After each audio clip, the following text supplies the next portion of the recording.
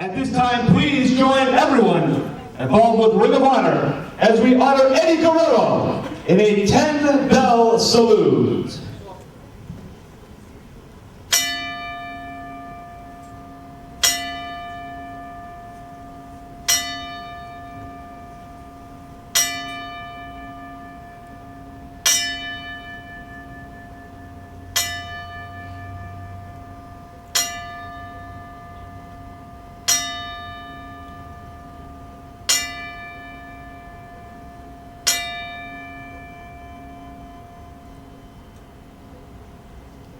Thank you.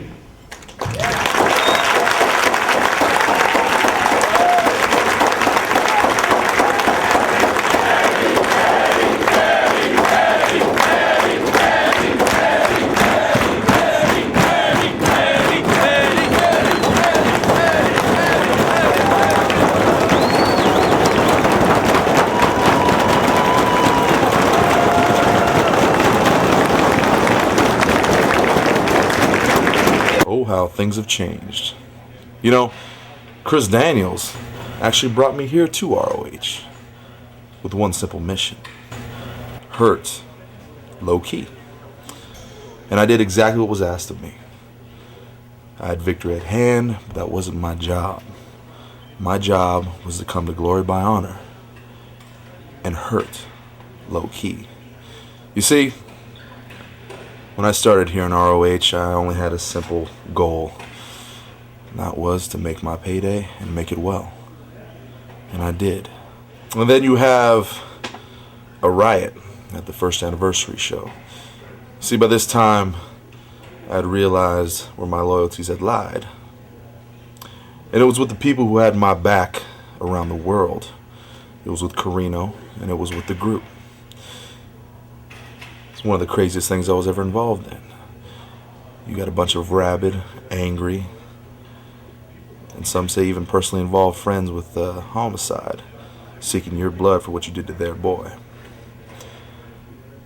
But then again, I was making my payday and getting the job done. I protected my boys because I knew they would have my back. And these types of things make you think that maybe paydays just aren't enough. Maybe cashing that paycheck and having nothing else to show for it isn't worth it. So I decided that it was time to move on to bigger and better things. An opportunity presented itself. I was the #1 contender for the ROH World Championship. So why waste that? You see, the fans of ROH hated Xavier. Let's not mince words about it. Let's not pretend that there was anything else involved. They hated him. And they wanted a new champion, a new leader, somebody to take this promotion into the next era. And I decided that it was time for Samoa Joe to be that man. You see, I had one goal as champion. In order to take a company into a new era, you have to have a mission.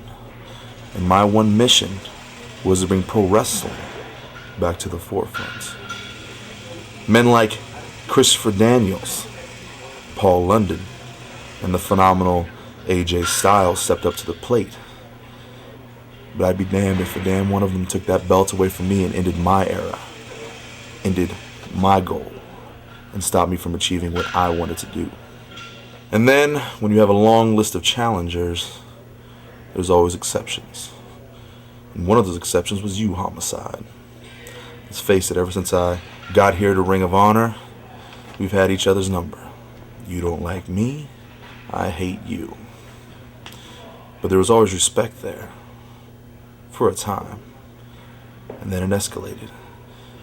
You know, if there's one thing about Homicide that people need to understand is there's only two ways with him. It's either black or white. Either you're on his side or you're against him. And I've stood against you ever since I've gotten here, Homicide.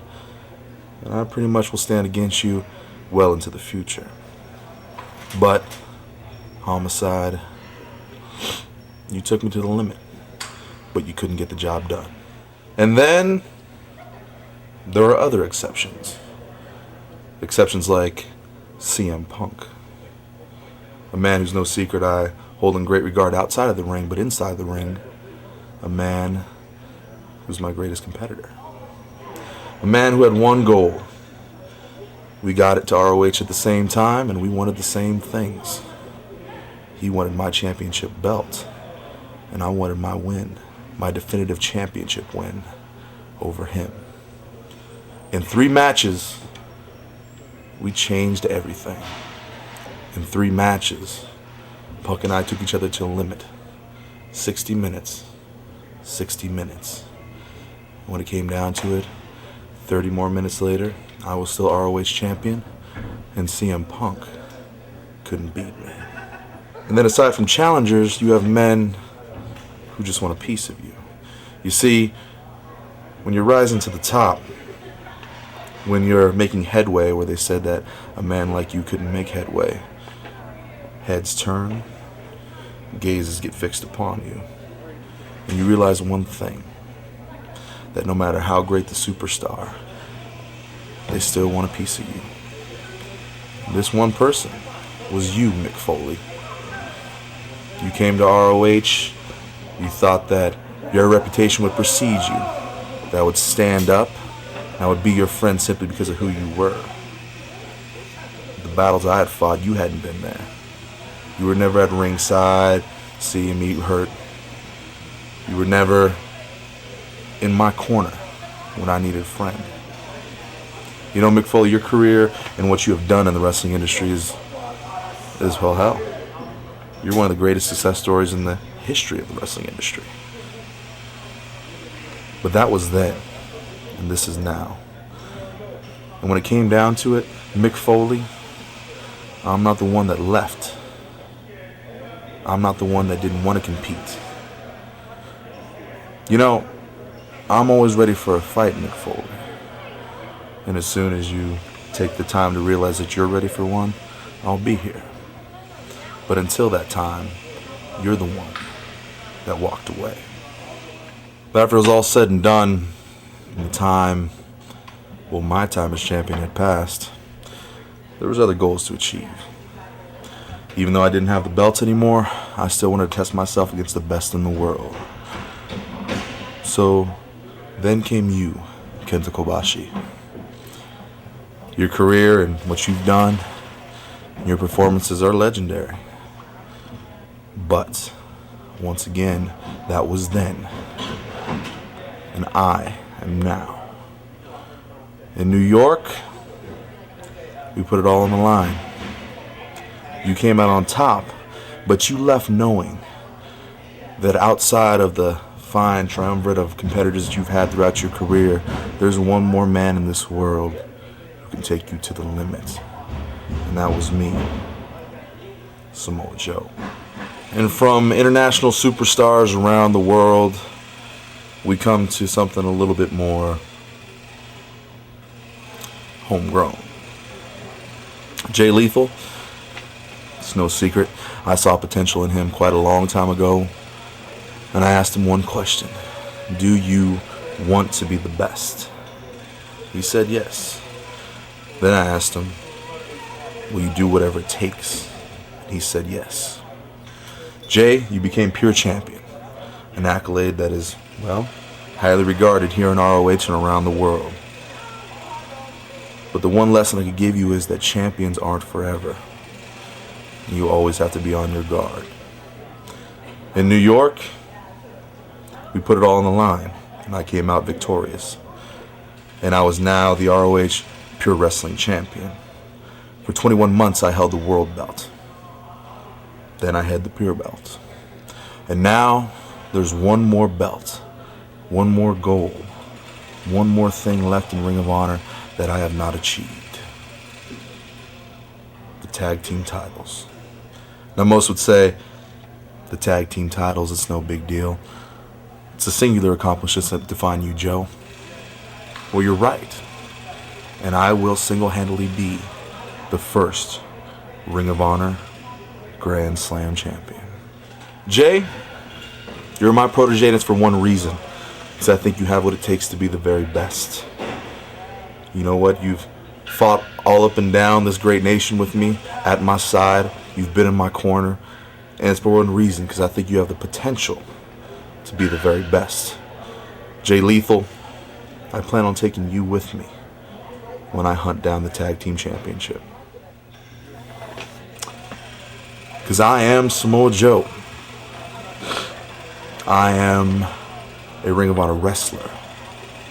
And I am pro wrestling.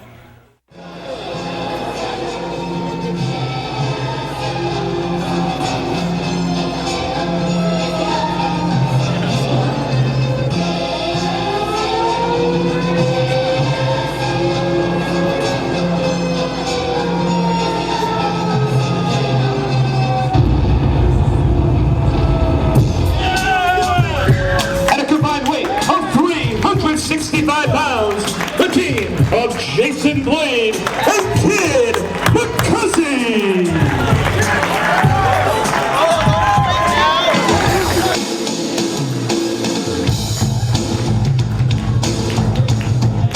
At a combined weight of 346 pounds, Dunn and Marcos, the Ring Crew Express.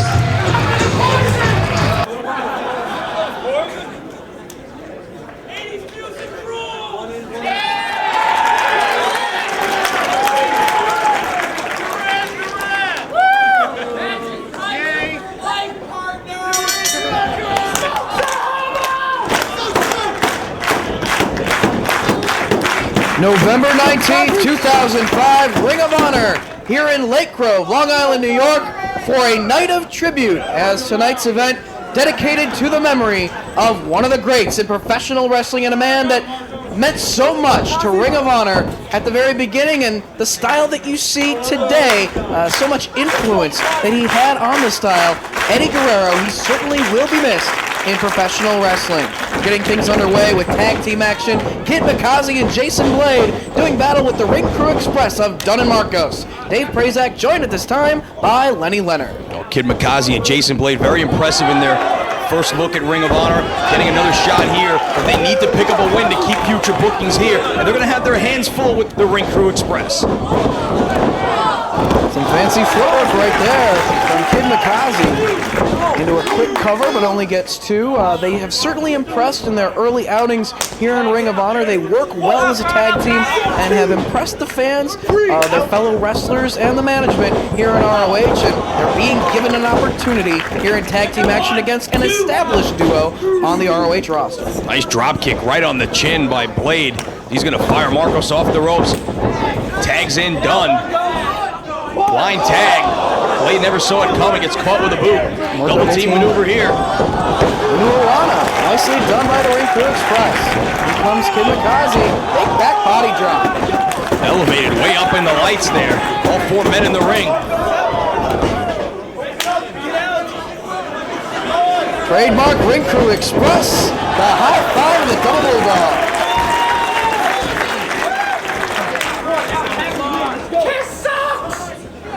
Kid McCuzzy, snapmare brought down to the canvas. Same for Jason Blade. I bet they're going to play some air guitar. He certainly will, Lenny Leonard. All Turner needs to gain control of the contest. Allowing a lot of latitude here with these four guys all in the ring. Apparently not too appreciative of the dual air guitar are Kid McCuzzy and Jason Blade, and they're going to trade chops with the Ring Crew Express right in the center of the ring. A whole lot of stereo action here. Pitch to the floor. Here's McCuzzy. They got Jason Blade now. Setting the ropes. Boot to the midsection, boot to the side of the head, boot to the gut. And he's down. This combination of kicks there by the Ring Crew Express. On the shoulders now. That assisted senton they like to put to use. Watch Kid McCuzzy though. Springboard drop kick.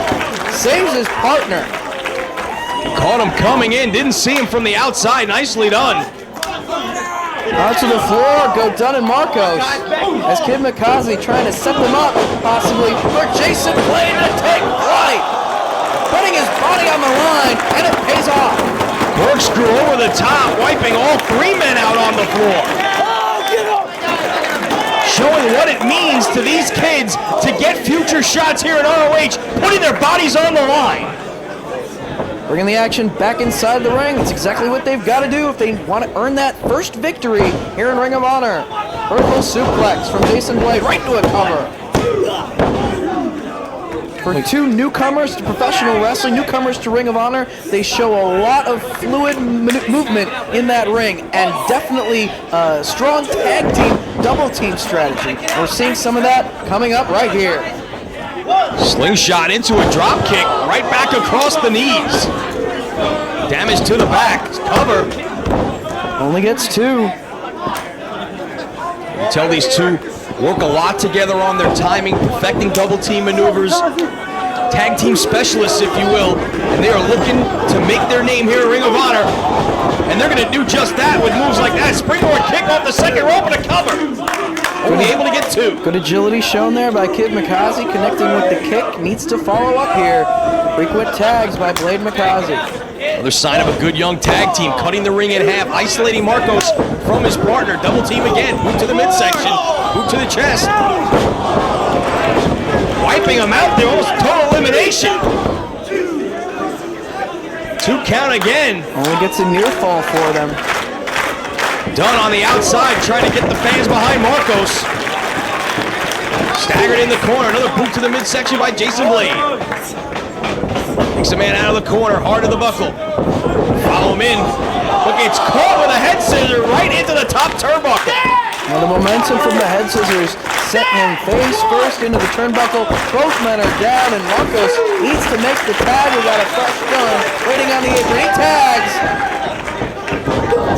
And now it's Dunn going to work on both of his opponents. Marcos trying to catch his breath on the canvas. Back body drop for Jason Blade. Kid Mikaze comes charging and gets his head taken off with the clothesline. Turned inside out with that clothesline, landing hard right on his shoulder there. Marcos back to his feet. Double team maneuver coming up from the RCE. Sets him across his knee and an elbow drop off the top. Nicely done. Cover by Dunn. Hooks the leg. Only able to get two as Kid Mikaze breaks it up.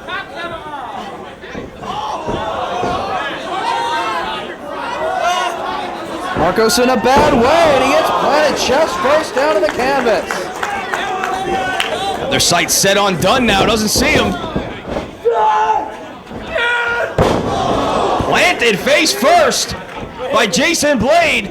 Gotta say that I'm impressed by Blade and Mikaze here, as they're in control of one of the top tag teams on the ROH roster, a mainstay team in the tag team ranks, and what do they have in mind? The double team maneuver here, both men up top. High risk. And the Ring Crew Express moved out of the way, and the high risk maneuver did not pay off for Blade and Mikaze.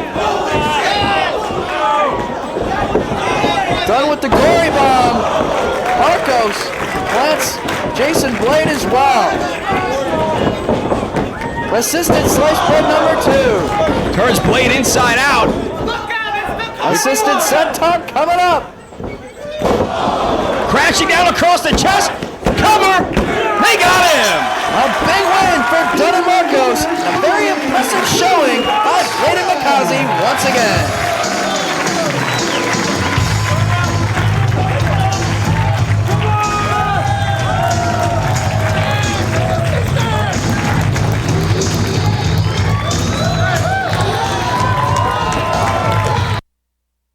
You are looking at a digital image taken by a fan at our last event, Vendetta in Chicago Ridge, as post-show, Jimmy Rave attacked Jade Chung in the parking lot. We have no video footage of the attack, just this photo.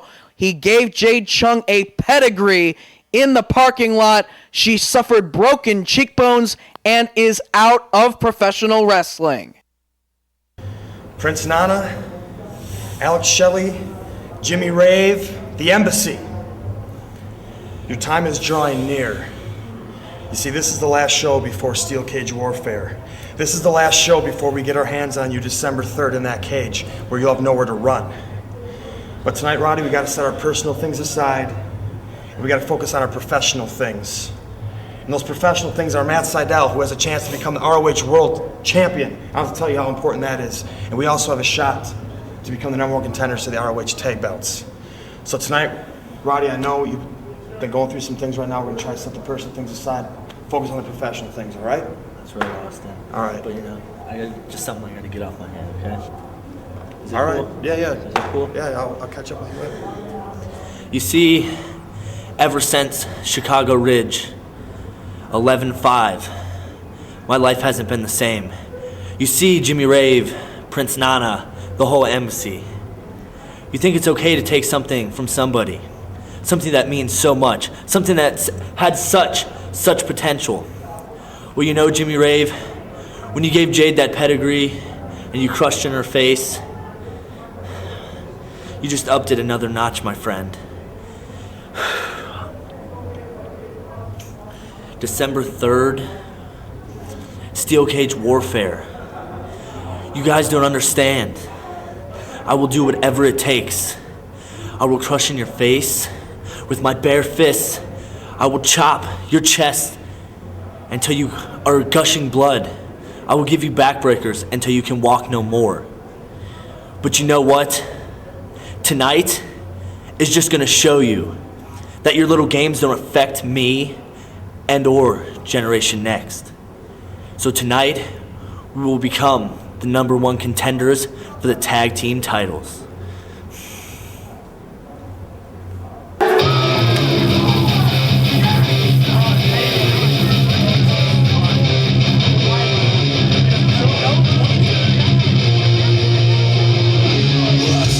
From Bridgeport, Connecticut, weighing 205 pounds, Davey Andrews.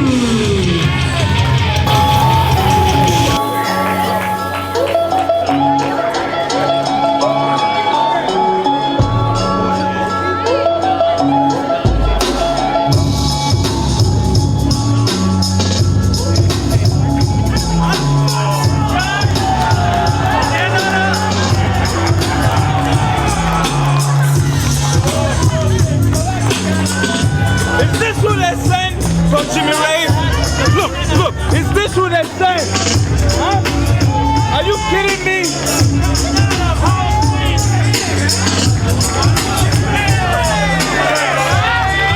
Come on.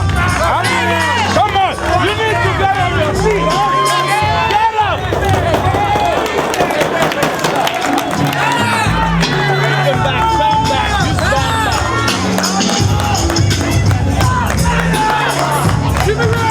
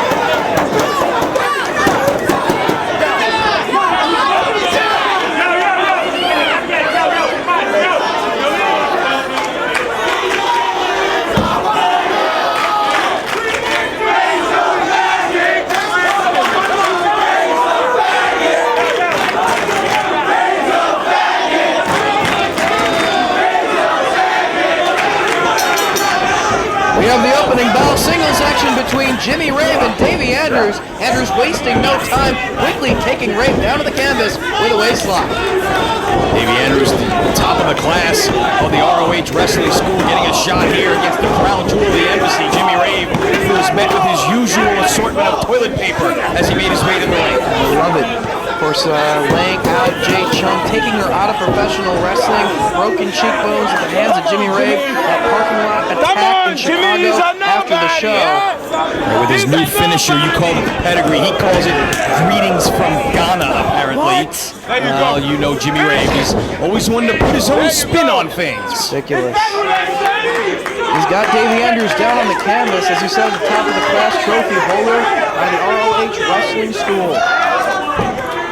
Embassy still locked in that feud with Generation Next. Of course, that'll be coming up on our next show in New York, December the 3rd, Steel Cage Warfare. It will finally be decided which of the two factions will stand victorious, the Embassy or Generation Next. Sort of like War Games rules, a little bit different. Steel Cage Warfare will decide that rivalry. And Roderick Strong has decided to wait until that show to try and gain his revenge for that attack on Jade Chung in the parking lot.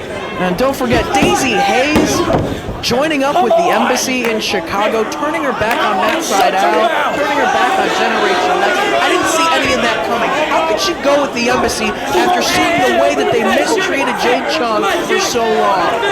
It's despicable. Well, apparently the money of Prince Ghana talks, and Daisy Hayes decided to walk right to the side of the Embassy. But like I said, Roderick Strong is going to wait to exact his revenge until Manhattan and Steel Cage Warfare, because tonight he is focused, along with Austin Aries, on becoming the #1 contenders to the tag team titles. Oh yeah, they're focused on the tag team championship, but they will once again have their focus on the Embassy come December 3rd, come Steel Cage Warfare.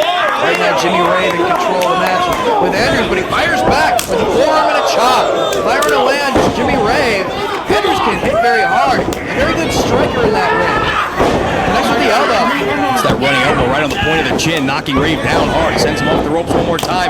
Sets a little too soon, gets caught with a kick. Rave off the ropes, but Andrews connects with a clothesline from the left side.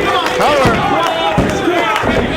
Don't underestimate Davey Andrews. He gave Adam Pearce a run for his money in Chicago, and now it's Jimmy Rave begging for mercy. Don't fall into this trap, Davey. Yeah, you got to give Davey credit. He will take on all comers. He knows that's what he needs to do to make his way up the roster here. He took that match with Adam Pearce on almost no notice as Pearce went to Jim Cornette and Bill Watson, inserted himself into that show, and Davey Andrews stepped up to the challenge and almost put him away. And a roll-up by Jimmy Rave on the ropes. Feet on the ropes, but he can't keep him down. Davey Andrews, he's a very aggressive individual. It's what you got to be. A lot of new wrestlers to the sport aren't aggressive enough earlier in their career. And Davey Andrews has that killer instinct and a lot of agility. Missile drop kick to the back of the head. Turn him over here. He's got a cover. Hooks the leg. Oh, only gets 2. 2.5, and I think that worried Prince Nana quite a bit right there. he looks very worried on the outside. And now locking in a submission. See if Jimmy Rave will give it up here. Trying to wear him down in the very least.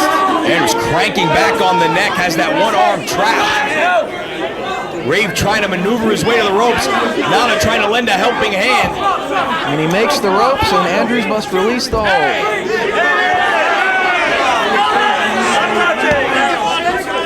Andrews doing the smart thing, staying right on top of Rave. Forearm to the back, waistlock, reversal by Rave. Catches an elbow in the chops, make it 2. Andrews off the ropes. Spear by Jimmy Rave. Driving the shoulder right to the midsection. And could we see it here? Come on. Here it is. Greetings from Ghana. Pedigree. Another stolen move. Another ripoff from Jimmy Rave. And another win for the Embassy as they make their way to New York on December 3rd for Steel Cage Warfare against Generation Next.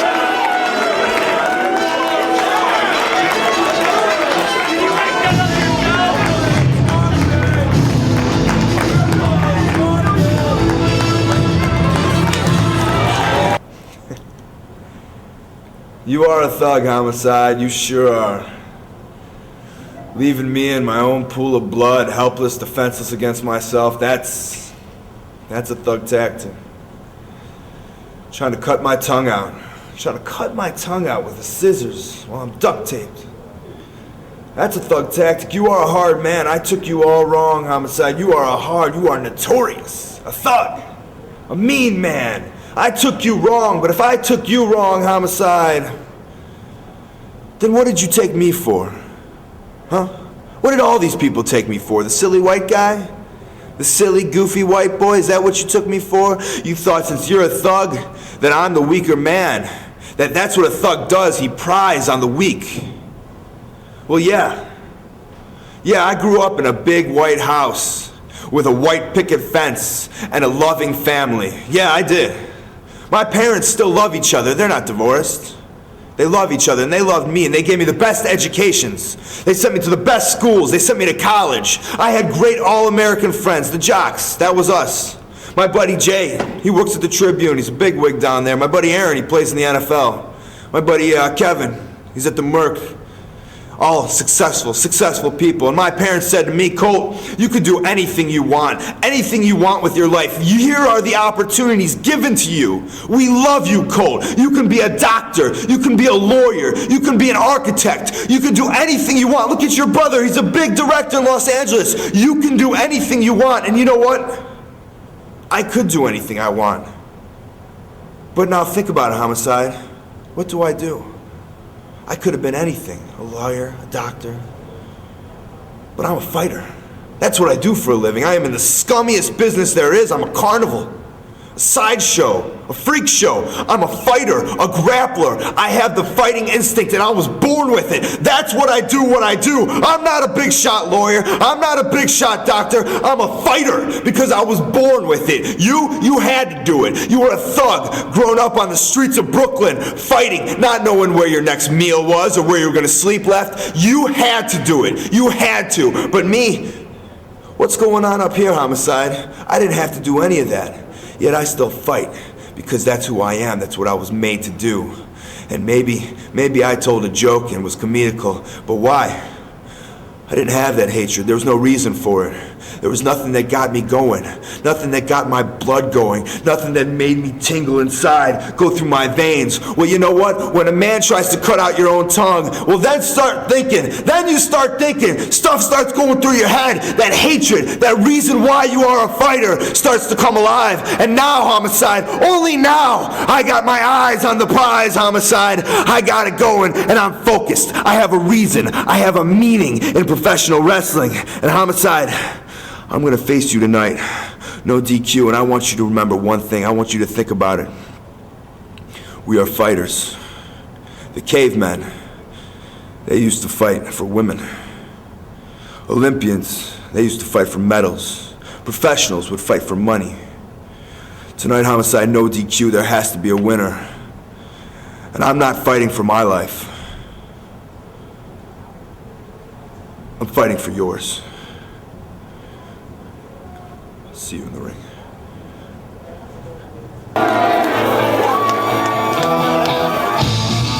Introducing first, from St. Louis, Missouri, weighing 178 pounds, representing Generation Next, Matt Sydal.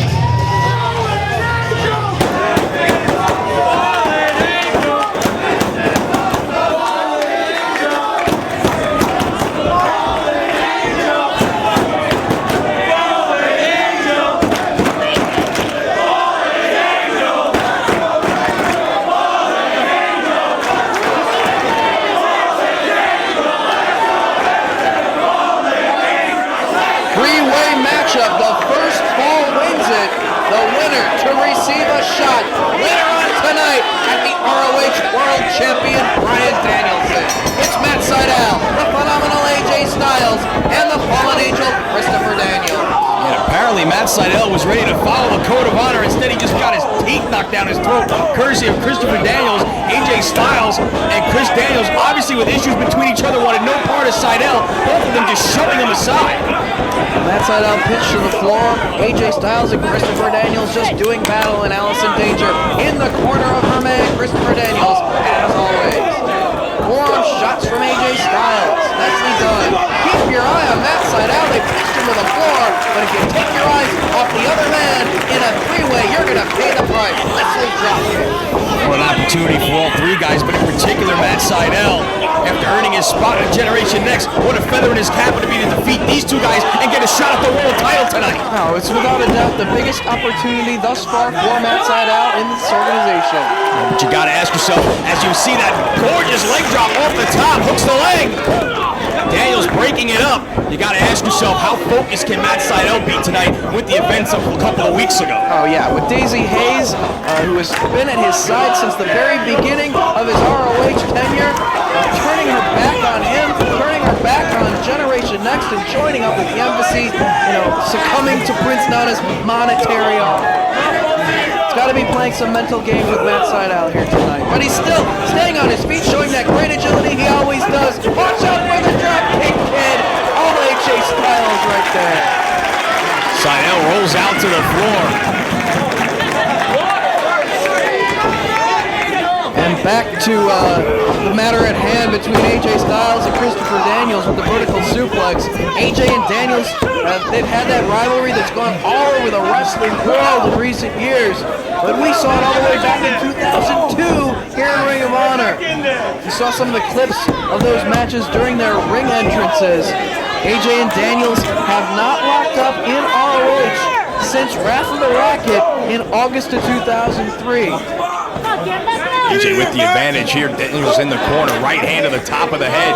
As you see Sydal make his way back up to the apron. Again, as they do battle with one another, they're forgetting about Sydal and giving him an opportunity to regain his bearings out on the floor and bring himself back into the match.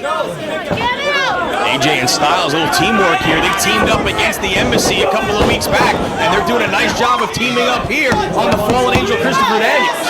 Yes, they were tag team partners in a traditional tag team match in Detroit at the Showdown in Motown, and then tag team partners in that big 8-man tag team war in Chicago. Driving knee drop from AJ Styles. Daniels rolls his way to the corner. Allison Danger running around to the other side of the ring, trying to shout some encouragement as Matt Sydal puts the boots to Daniels. Again, Sydal and Styles looking to double team the Fallen Angel here. Smart strategy to try and eliminate one guy, wear him down, and then the question becomes who's going to be the one to capitalize on that opportunity and gain that first pinfall. It is one pinfall wins it, not elimination rules here tonight. So working together only works for so long, as now it's Daniels sending Sydal inadvertently into the midsection of Styles. Hey, Daniels taking care of both of them in one shot. Driving both men to the canvas. Daniels maybe asserting himself here. See Danger on the outside, hooks the leg on Sydal. Can't keep him down, maybe AJ. No, both men kicking out. It's all on the line here for all three of these men. Big opportunity against the ROH World Champion later on this evening. Tilt-a-whirl backbreaker for Sydal. Daniels goes right back over to AJ. Drags him to the center of the ring. High vertical suplex here, hanging on to him. Delaying, showing the strength is Chris Daniels, walking around the ring before driving him straight to the canvas. And all the blood rushing to his head before dropping him down. Very impressive. Hooking the leg, only two. Sydal back to his feet, connects with the chop, and again. Firing away on Daniels. Shot to Sydal, and he's going to pitch him over the top. Sydal hanging on though as Daniels turns his back one more time on him and goes over to AJ Styles. Firing away at the midsection of the Fallen Angel. Shot from Styles. Hard forearm shot by AJ to send Daniels off the ropes. Spinning kick takes him off his feet. Cover hooks the leg. Again, only gets 2, and again, it's Daniels and Styles focusing on doing battle with one another and almost forgetting about the third man of the match. He's back to his feet on the floor now. Make his way back to the ring as Daniels puts on the brakes, drives the knee to the midsection. Taking Styles down hard. Once again, the back of AJ's head bouncing off the canvas. Cover, Sydal in to break it up. And now it's Chris Daniels and Matt Sydal doing battle once again. Of course, no stranger to three-way competition with one another, as they did battle with Azrael in a three-way in Manhattan at the Joe vs. Kobashi event. Nice belly to back. Driving Sydal to the canvas and then goes right over to AJ. Reconnects with another belly to back. The AJ versus Daniels rivalry in ROH also included a memorable no-holds-barred match with AJ and Loki versus Daniels and Xavier at Revenge on the Prophecy back in January of 2003. Arabian press by Daniels, another near fall broken up by Sydal just in the nick of time. All right, come on, Chris. AJ then teamed with the Amazing Red to defeat the Prophecy for the tag team titles and expect the unexpected. What a great team AJ and the Amazing Red were in 2003. Don't forget those matches against the Briscoes. Sydal with a brief flurry, but cut off by Daniels who sends him to the corner. Drop toe hold, catches Daniels coming in, and he goes face first. And Matt Sydal is the only man on his feet. He needs to take advantage of this situation. He's trying to do just that. He's got AJ. Fires AJ into the corner, and he crashes into Daniels. Drop kick to the face. Follow up, kid. Follow up. Sydal back to his feet. He's got both of his opponents stunned. And a drop kick to the chin of AJ Styles, cracking the face with the back of the head of Christopher Daniels. Hard chop across the chest of Daniels. Looking to fight off both men at the very same time. Daniels into Styles in the corner. Keep your eye on AJ. Catches the head, inverted DDT. Can AJ capitalize now? All three men are down, at least for the moment. See if AJ can work his way back to his feet. Here he goes for the cutter on that side out. Sydal able to kick out at 2. Allison Danger on the outside, trying to shout encouragement to Christopher Daniels. AJ sends Sydal off the ropes. Backbreaker folds his back in half.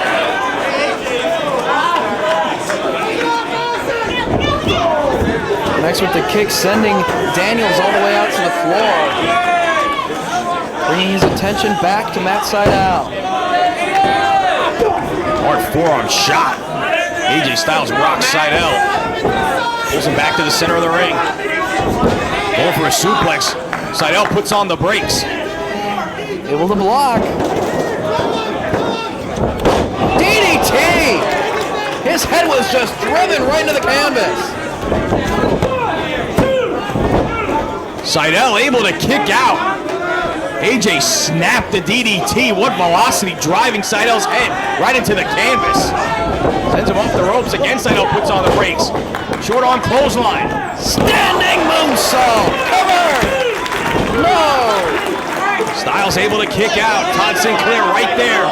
Matt Sydal has some of the most breathtaking offense in professional wrestling today. Back elbow drives Daniels back down to the floor, leaving Sydal alone with AJ Styles. Sydal kicking away at the midsection of Styles. Elevating him to the top. Matt Sydal likes to put the moonsault belly-to-belly suplex, a one-man Spanish fly, if you will, to use. But AJ sees it coming and he's trying to fight it off. Oh, he's going for the Styles Clash off the ropes. Sydal's trying to fight him off. Chris Daniels back in the ring. Matt Sydal drives the leg across the chest and drives him down to the canvas. AJ still perched. Caught with a drop kick coming off. Matt Sydal, what an opportunity here with a shot at the ROH World title hanging in the balance. Oh, he's making the most of this opportunity. Allison Danger encouraging Christopher Daniels to get back to his feet. Sydal and Styles are down. Daniels struggling against the ropes to get to his feet, and he is the first man up. Ducks the clothesline, does Sydal, and a left hand drops Daniels. Left hand for Styles, and another clothesline takes down the fallen angel. Forearm shots from Sydal, rocks Styles. back against the ropes, fires him off. AJ reverses. Seidel off the ropes, elevated, right onto the shoulders of Christopher Daniels, and dumped right on the back of his head. Half Valley driver, but AJ Styles breaks it up. Waistlock by Styles, caught with an elbow, making a trifecta, no, make it 4. Boot to the midsection by Daniels. Hard forearm across the back of the neck. With Styles back to his feet. Folds Daniels in half. Hammerlock belly to back. Hooks the leg.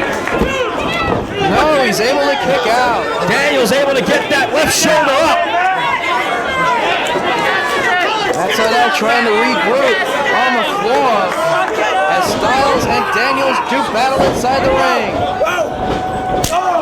Daniels landing on his feet, connects with an elbow, but caught with a chop. Styles off the ropes. Blue Thunder powerbomb. Only 2. Daniels and Styles in the ring. Seidel still out on the floor. Again, I think they're forgetting about Seidel. They're too focused on one another and their history in wrestling. Home strike from Christopher Daniels. Going for the iconoclasm, but Styles fights it off. Daniels catches him and plants him. And he's looking to go up. Could be the BME. AJ grabs a hold of the ankle though. See Matt Seidel back to his feet on the floor. He's waiting for the right moment to jump in there. Ducks the enziguri. He's got to make sure nobody gets a pinfall though. AJ Styles with Daniels in the torture rack. Rack bomb. Only 2. Daniels able to kick out. Seidel would not have made it in there to break it up. Danger checking on Daniels. Styles trying to catch his breath inside the ring. Styles the only man left in the ring. Seidel on the one side. Daniels on the near side. Up and over. Crashing down across the fallen angel is AJ Styles. Keep your eye on Matt Seidel. He was waiting for the right moment, and that moment is right now.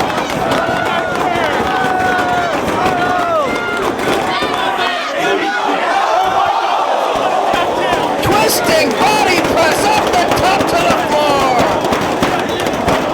All 3 men down on the outside. They gotta hand it to Matt Seidel, really holding his own with 2 veterans of ROH competition. Seidel wiping out Daniels, and AJ Styles now picking him up and pitching him into the ring. Styles with the cover. He kicks out. What guts by Matt Seidel here.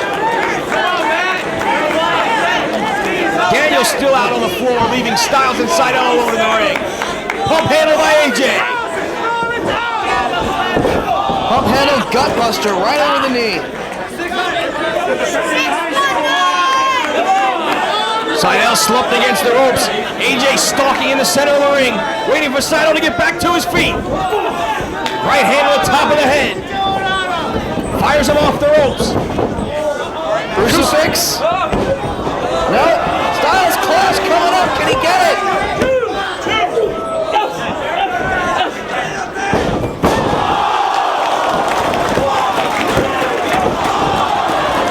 What momentum on the Rana, just snapping him over for a near fall. Matt Seidel just had a world title shot taken away by Christopher Daniels because he had AJ Styles beat right there. Can Daniels follow up though? He's had some time out on the floor to catch his breath. Firing away at the top of the back. AJ Lock wins. in. Can he get it? Seidel puts on the brakes. AJ to his feet. Elevated up and over to the floor. And he got caught on the apron on the way down. Daniels sends Seidel off the ropes, through the legs. Forearm shot to the back. But here it is, driver. Daniels trying to block. Elbows to the chin. Plants him. Time for the best moonsault ever. Gets it. And Christopher Daniels has earned a shot at the ROH World Title later on tonight against the American Dragon, Bryan Danielson.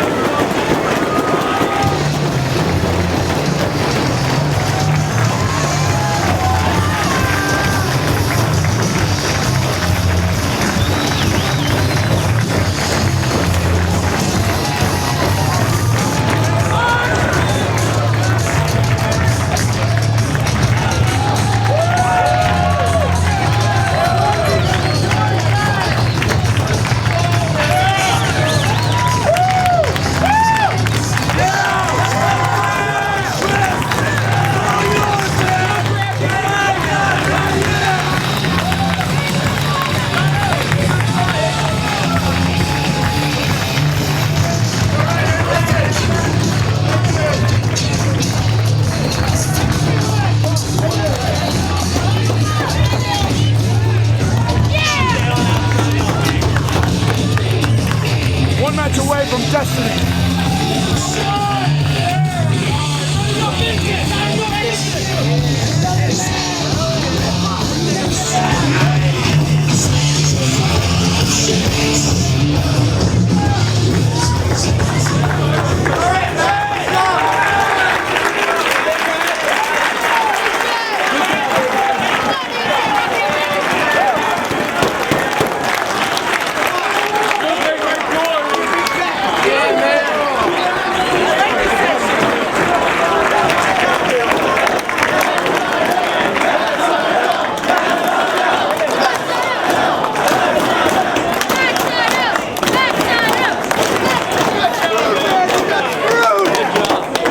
Hey, once again, it's Double C Claudio Castagnoli on your TV screen. And tonight, I'm gonna wrestle the Italian supermodel Milano Collection AT. A very tough opponent.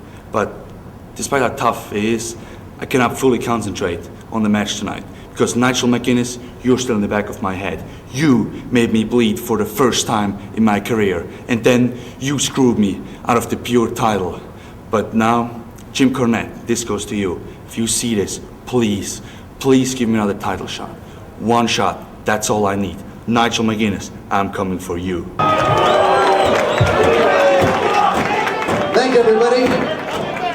There's a member of the Ring of Honor roster who asked for a few minutes to be heard. In fact, he's not just a member of the Ring of Honor roster, he is the member, having won his world title here the last time in Long Island. Please, ladies and gentlemen, welcome to the ring, American Dragon,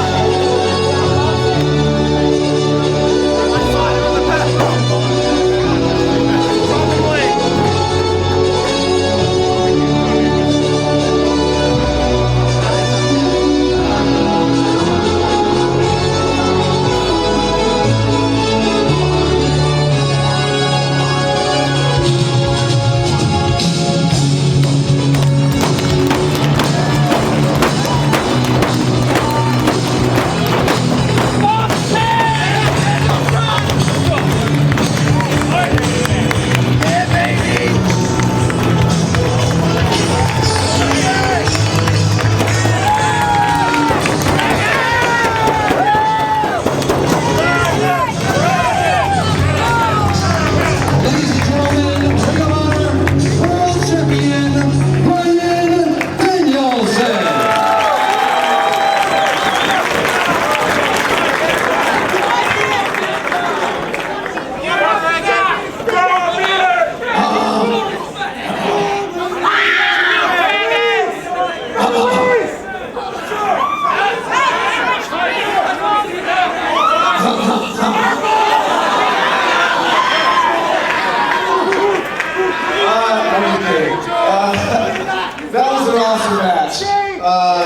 That three-way match right there, I don't know if you guys know, the winner of that match faces me for the ROH World Championship later tonight. So it looks like tonight, in the main event, I will be fighting Christopher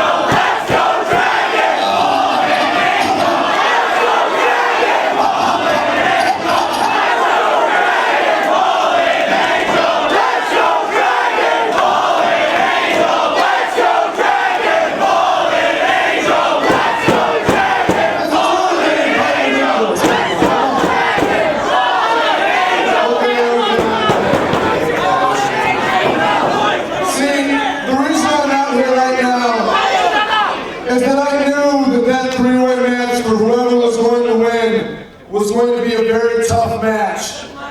And being the magnanimous fighting champion that I am, I didn't think it was fair for the winner of that match to go through a very tough match and then have to face me fresh later. So I have procured a very tough match for myself right now. So if you would please bring out my opponent.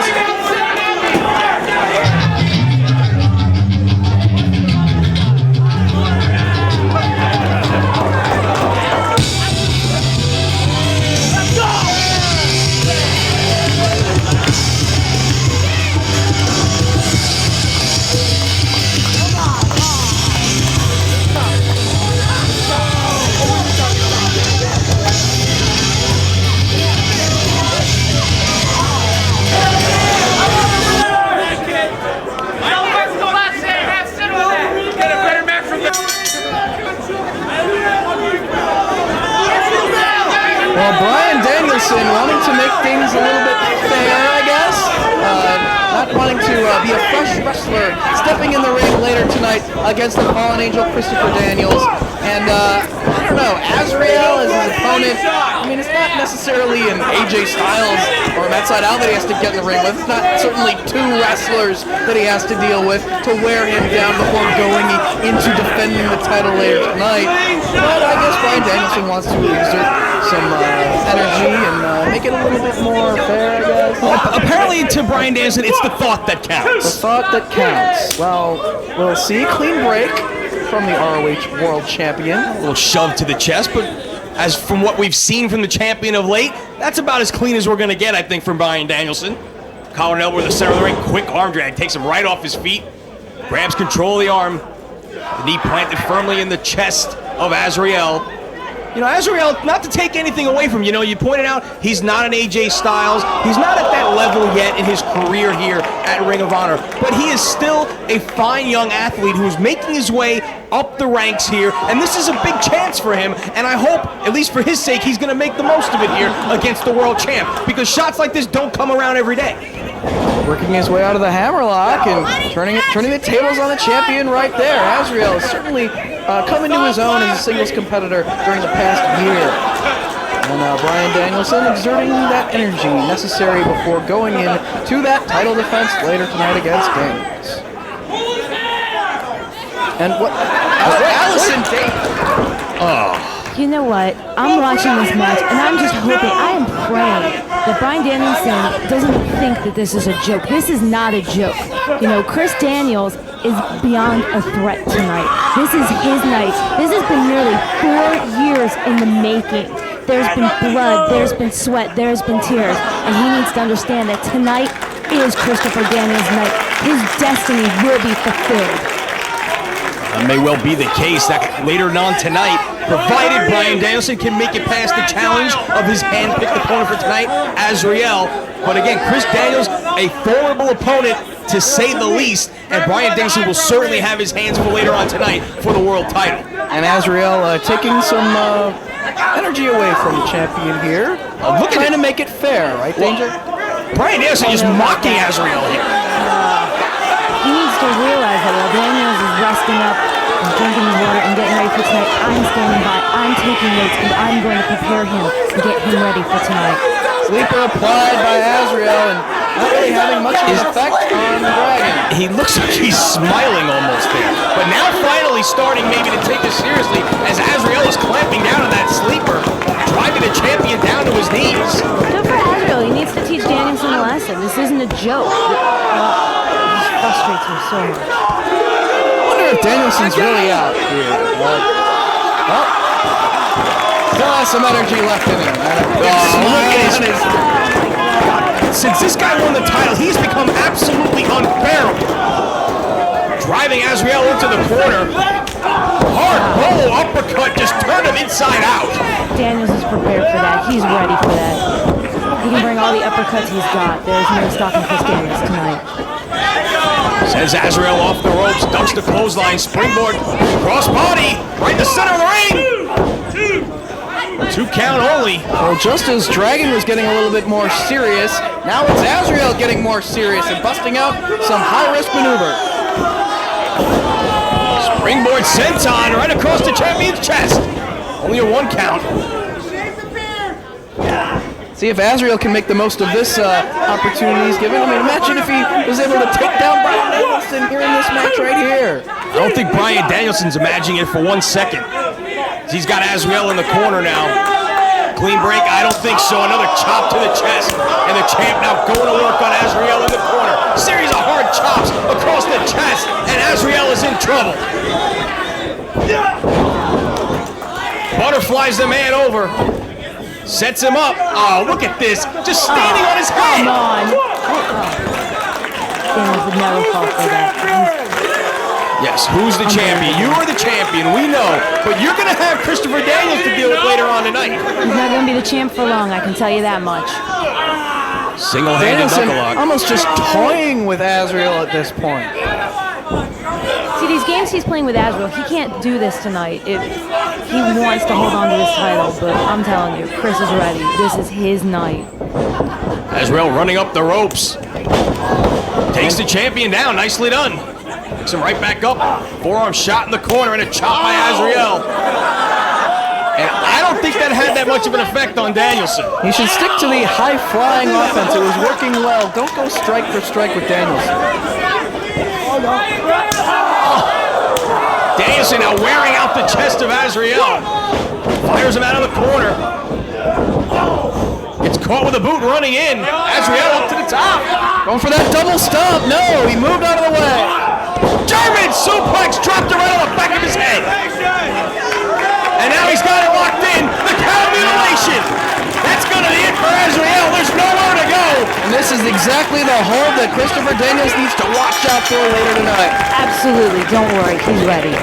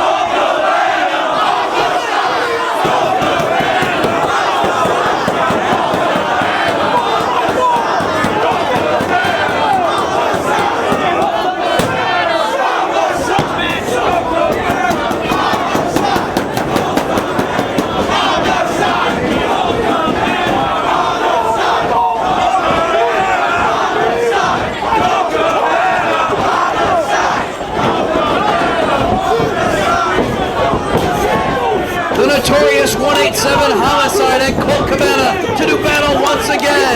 Homicide tried to cut out Cabana's tongue in a shocking incident 2 weeks ago at Vendetta in Chicago. These two collided last time here in Long Island and went to a double disqualification. This is a rematch, no DQ. We will get a winner here tonight. Yeah, there won't be a repeat of that double DQ from the last time here. No disqualification in this one. Anything goes, and Cabana goes right to his boot, and he's got the fork, the same fork that was used to bust him open last time out. And he's swinging at all the Rottweilers around ringside as well as Homicide, but he didn't see that one coming with the missile drop kick. As usual, when there's a Rottweiler around, there's a couple of thugs with him not far away. Cabana reverses, sends him off the ropes. And Cabana is at least mentally prepared to do battle with several men at once here. Keep your eye on Homicide. Inverted atomic drop. Cabana off the ropes. Knee lift. Assad. Down to the canvas he goes. Julius Smokes and Homicide tying Cabana's hands to the top rope while he bloodied him with that fork. He's trying to return the favor here. Duct taped the arms of Colt Cabana to the top rope so he had nowhere to go as they stabbed away at his head. Busted him open with that fork in Chicago. Cabana wants payback tonight. And if that wasn't enough, then he pulled out the scissors and tried to cut the man's tongue out. What is going to happen here tonight? If he tried to cut his tongue out with scissors, what the hell is he going to do tonight? Well, Cabana, this all goes back to Cabana disrespecting Homicide on Good Times, Great Memories at the Dragon Gate Invasion. Cabana took disrespect to a new level with the rap at Joe vs. Kobashi and then the remix at ROHWrestling.com, really getting under the skin of Homicide. That's why Homicide tried to cut out his tongue so he couldn't have any more silly raps disrespecting Homicide and the Rottweiler. Well, he's not trying to cut Homicide's tongue out. He's going to rip it out with his bare hands. Just twisting away now. He's got Homicide in a grounded position. But it's only a matter of time before this match becomes more than just a one-on-one. You have Julius Smokes, we have other thugs lurking in the shadows here in Long Island, ready to jump in and help out Homicide at a moment's notice. Elevates him up and over to the floor. Cabana crashing on the floor near the guardrail. Homicide's going to fly. Oh, Paycon Hilo, right into the guardrail. Wiping out Cabana on the floor. Of course, both men injured each other with the superplex off the top of the bleachers through a table at the Wild of Showtown in Motown at our Detroit debut. The war continues tonight. Homicide back to his feet, picks up Cabana, fires him into the steel barricade. Right in front of the fans here in the front row. Homicide firing chairs into the ring. No DQ here. Referee with his hands tied. With the history between these two men, you have to have a no DQ matchup. There's no way rules will hold these men to playing it safe with one another, to not using weapons, to not using the gang warfare, to not trying to just choke the life out of one another, as Cabana's trying to do right there. Yeah, this is beyond wins and losses. This isn't about titles. This isn't about wins. This isn't about money. This is about two guys who absolutely hate each other's guts and want to destroy the other man. Two guys that got personal with one another. And now it's Cabana pounding away on Homicide. At a seated position, Cabana charges with the boot, driving the side of Homicide's head into the steel. Sees Julius Smokes with that aluminum baseball bat behind him. That took the attention away from Cabana, and Homicide able to capitalize now. Gaining the advantage, ripping away at the face of Colt Cabana. Gotta hand it to Cabana, not being intimidated despite the fact that there are three men at ringside here. Once again, Cabana hits the steel. Really feeling the effects here. These two no strangers to going all over the building. Steel Another chair thrown into the ring by Homicide. Anything that Homicide can get his hands on, he's going to put to use in this match, and it's all legal. Chopped to the chest again, now just choking right in front of referee Paul Turner. And Cabana will choke right back.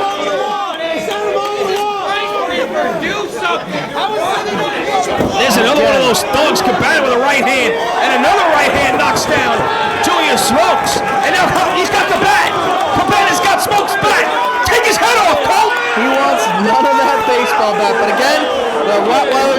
Homicide serve as a distraction and give Homicide the opportunity to take the advantage. Come on, Cabana. Now he's choking him with that bat right across his windpipe.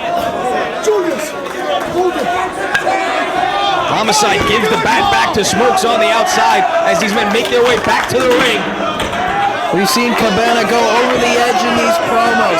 This feud started with Cabana joking around, but he's not even cracking a smile these days. I've known Cabana for a long time. I've never seen him anywhere close to the state of mind he's in right now. Yeah, he still came out to the ring to the familiar strains of Colt Cabana, but there was no dancing, there was no smiling, there was no good times, great memories. Colt Cabana came here to fight, and he is going to work on Homicide. Takes him down with the elbow. And hey, that chair sitting in the ring, Cabana will put it to use just as quickly as the Rottweilers would. Cabana took a moment to check on one of the Rottweilers on the outside to make sure they weren't going to get involved and gave Homicide a chance to recover in the corner. Gets the boot up and connects. But caught with a power slam. And Cabana opting to put the chair to use now as he's got Homicide on the canvas. And he's got that chair. Contemplating his next move. Nothing Paul Turner can do. As Cabana sets that chair in the corner. See what he has in mind for Homicide. Oh, he's going to fire Homicide into that chair. Drags him back to the corner. Homicide puts on the brakes and Cabana hits the chair. Head first, right into the seat of the chair goes Cabana. And now he pitches him out to the floor. Right where Homicide's at home. And out to the waiting beat down courtesy of these thugs at ringside. Smokes now around the ring. Running away. Homicide with the referee distracted in the ring. Cabana getting beat down by Smokes. Pitch right back inside the ring. Homicide has set that chair up in the center of the ring. Sends Cabana off the ropes. Drop toe hold and Cabana hits the chair face first. Homicide off the ropes.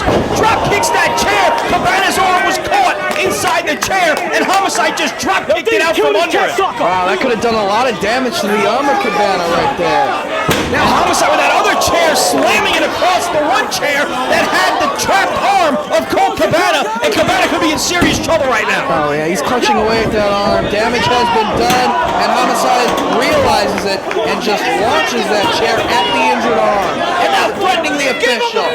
Something we've seen before. Oh, on many occasions, putting his hands on the referee. The Rottweilers are not above that. Cabana on the floor trying to recover here. Smokes you see lurking in the background. But here comes Homicide. Lurking in the background when the Rottweilers are around. And once again, Cabana has been busted open at the hands of Homicide in that ghetto fork. Driving that fork into the forehead of Homicide, excuse me, of Colt Cabana. Causing the blood to flow down his face just like in Chicago. Colt Cabana's a bloody mess. Falling back inside the ring now. But he's still got some fight left in him. As again, he's getting that fork just driven into the forehead by Homicide. Repeatedly. Jesus. There's nothing the referee can do about it. It's all legal, no DQ. That might be the only way we can settle this thing.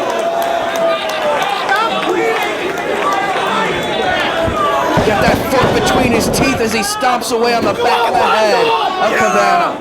This feud is about to bring a whole new level of violence here to Ring of Honor. And Colt Cabana may be the one who gets seriously hurt. Again as he drives that fork right into the forehead. The blood just flowing down the face of Cabana. Blurring his vision. Oh yeah! I like this gangster shit! I like this gangster shit! Raking at Julius Smoke's very happy at ringside. Raking at the back with that fork as well. Now threatening the referee with it. Paul Turner opting to run to the ground for Cabana's safety. telling him to bring it on. This is what Cabana wanted. He wanted an opportunity to get some revenge, some payback for what they did to him in Chicago. In his hometown, in front of his friends and family. Launches that chair at Cabana's head once again as the blood continues to flow. Cabana looking was able to get his hands up and sort of deflect some of that blow, but still the velocity of that chair connecting with the forehead again, and Colt Cabana is in serious trouble in the corner at the hands of the notorious 187 Homicide. Trying to pull himself up. Homicide just measures him. Blows fist. Again, it's all legal.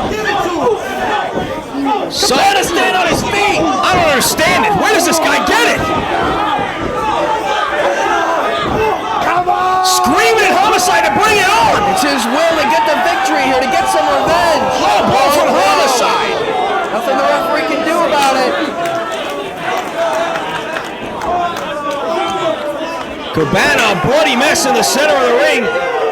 The blood pouring down the cut of his forehead as Homicide makes his way to the top rope. Has some choice words for the fans here. Took too much time. Cabana able to grab hold of the chair and connect with the head of Homicide. What could Cabana have in mind now? The chair laid on the canvas. Oh, he's going to try and superplex him on the chair?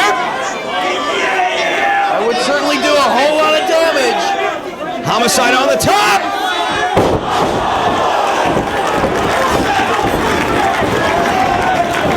Superplex on the chair. Homicide in a world of pain. But look at the blood all over the face of Cabana. Listen to these fans.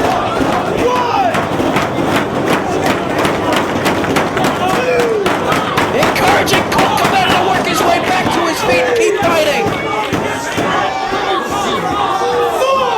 Double count administered by Paul Turner. Both men struggling to get up. Homicide absorbing that chair to the back off the superplex. Cabana with a ton of blood loss, and now they're both to their feet, and they're trading right hands in the center of the ring. Back and forth they go, neither man going down. A flurry from Cabana now. Into the midsection from Homicide. Off the ropes he comes. And gets tossed to the canvas. Lariat from Cabana, cover.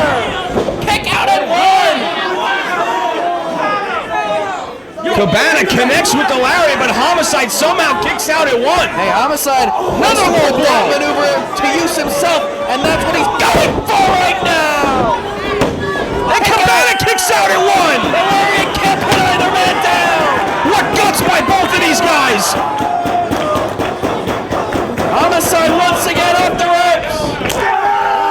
Cabana stays on his feet. And Homicide only goes down to a knee. Off comes the elbow pad. Duck. They both connect and they both go down. Double clothesline, both men are down.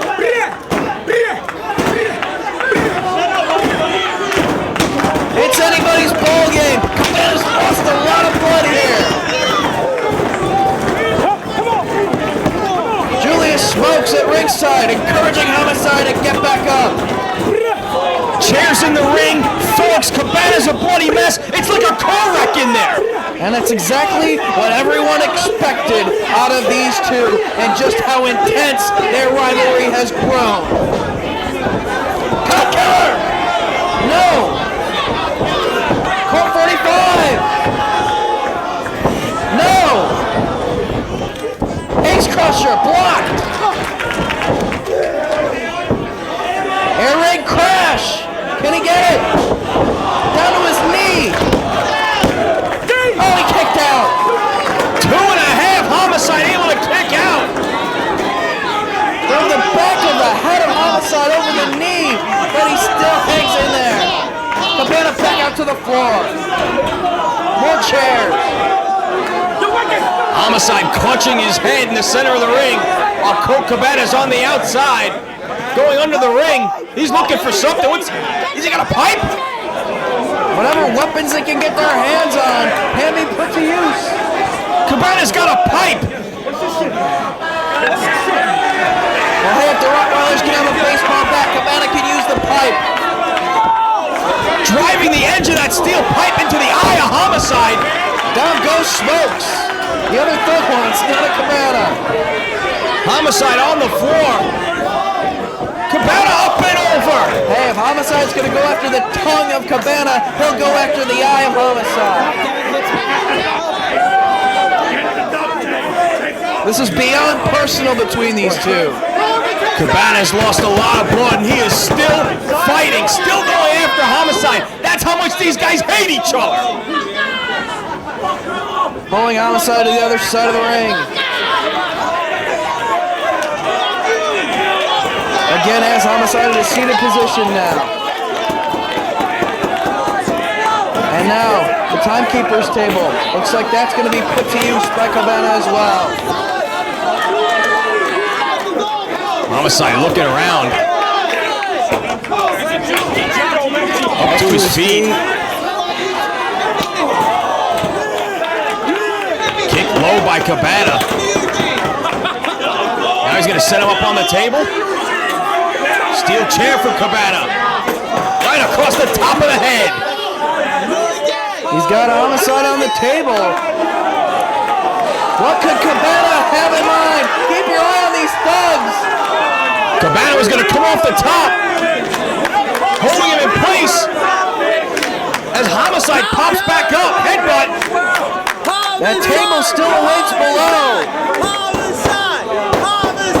Both men in a precarious position here. Homicide looks like he might be trying to superplex him to the floor. Cabana firing away, trying to get some leverage for himself.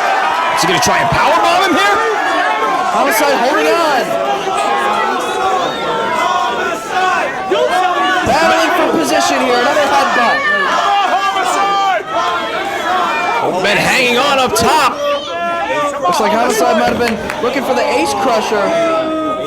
Headbutt once again. Cabana shoved him off, but Homicide lands on the apron, pops right back up. On the second rope, clubbing forearm shot from Cabana. Elbow to the top of the head. Cabana all the way up top now. Really taking a chance here. Homicide trying to fight him off.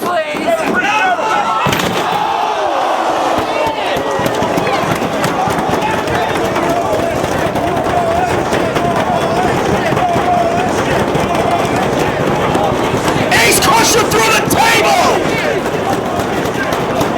That thug rolls Cabana back in the ring, but can Homicide follow up? Well, they're helping Homicide back in as well to try to help him get the victory here. Cover! Cabana kicks out!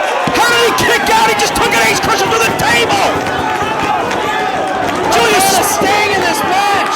Julius Smokes on the outside, can't believe it! It's a coat hanger! He's got a coat hanger and he's choking him with it! He's wrapped it around the throat of Colt Cabana!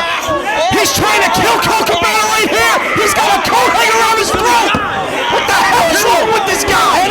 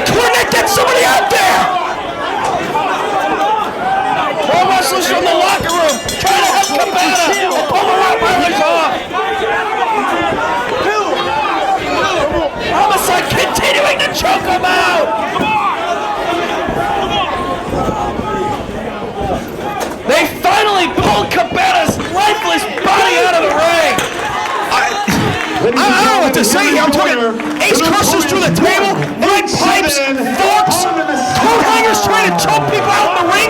There is no lengths these guys won't go to destroy one another.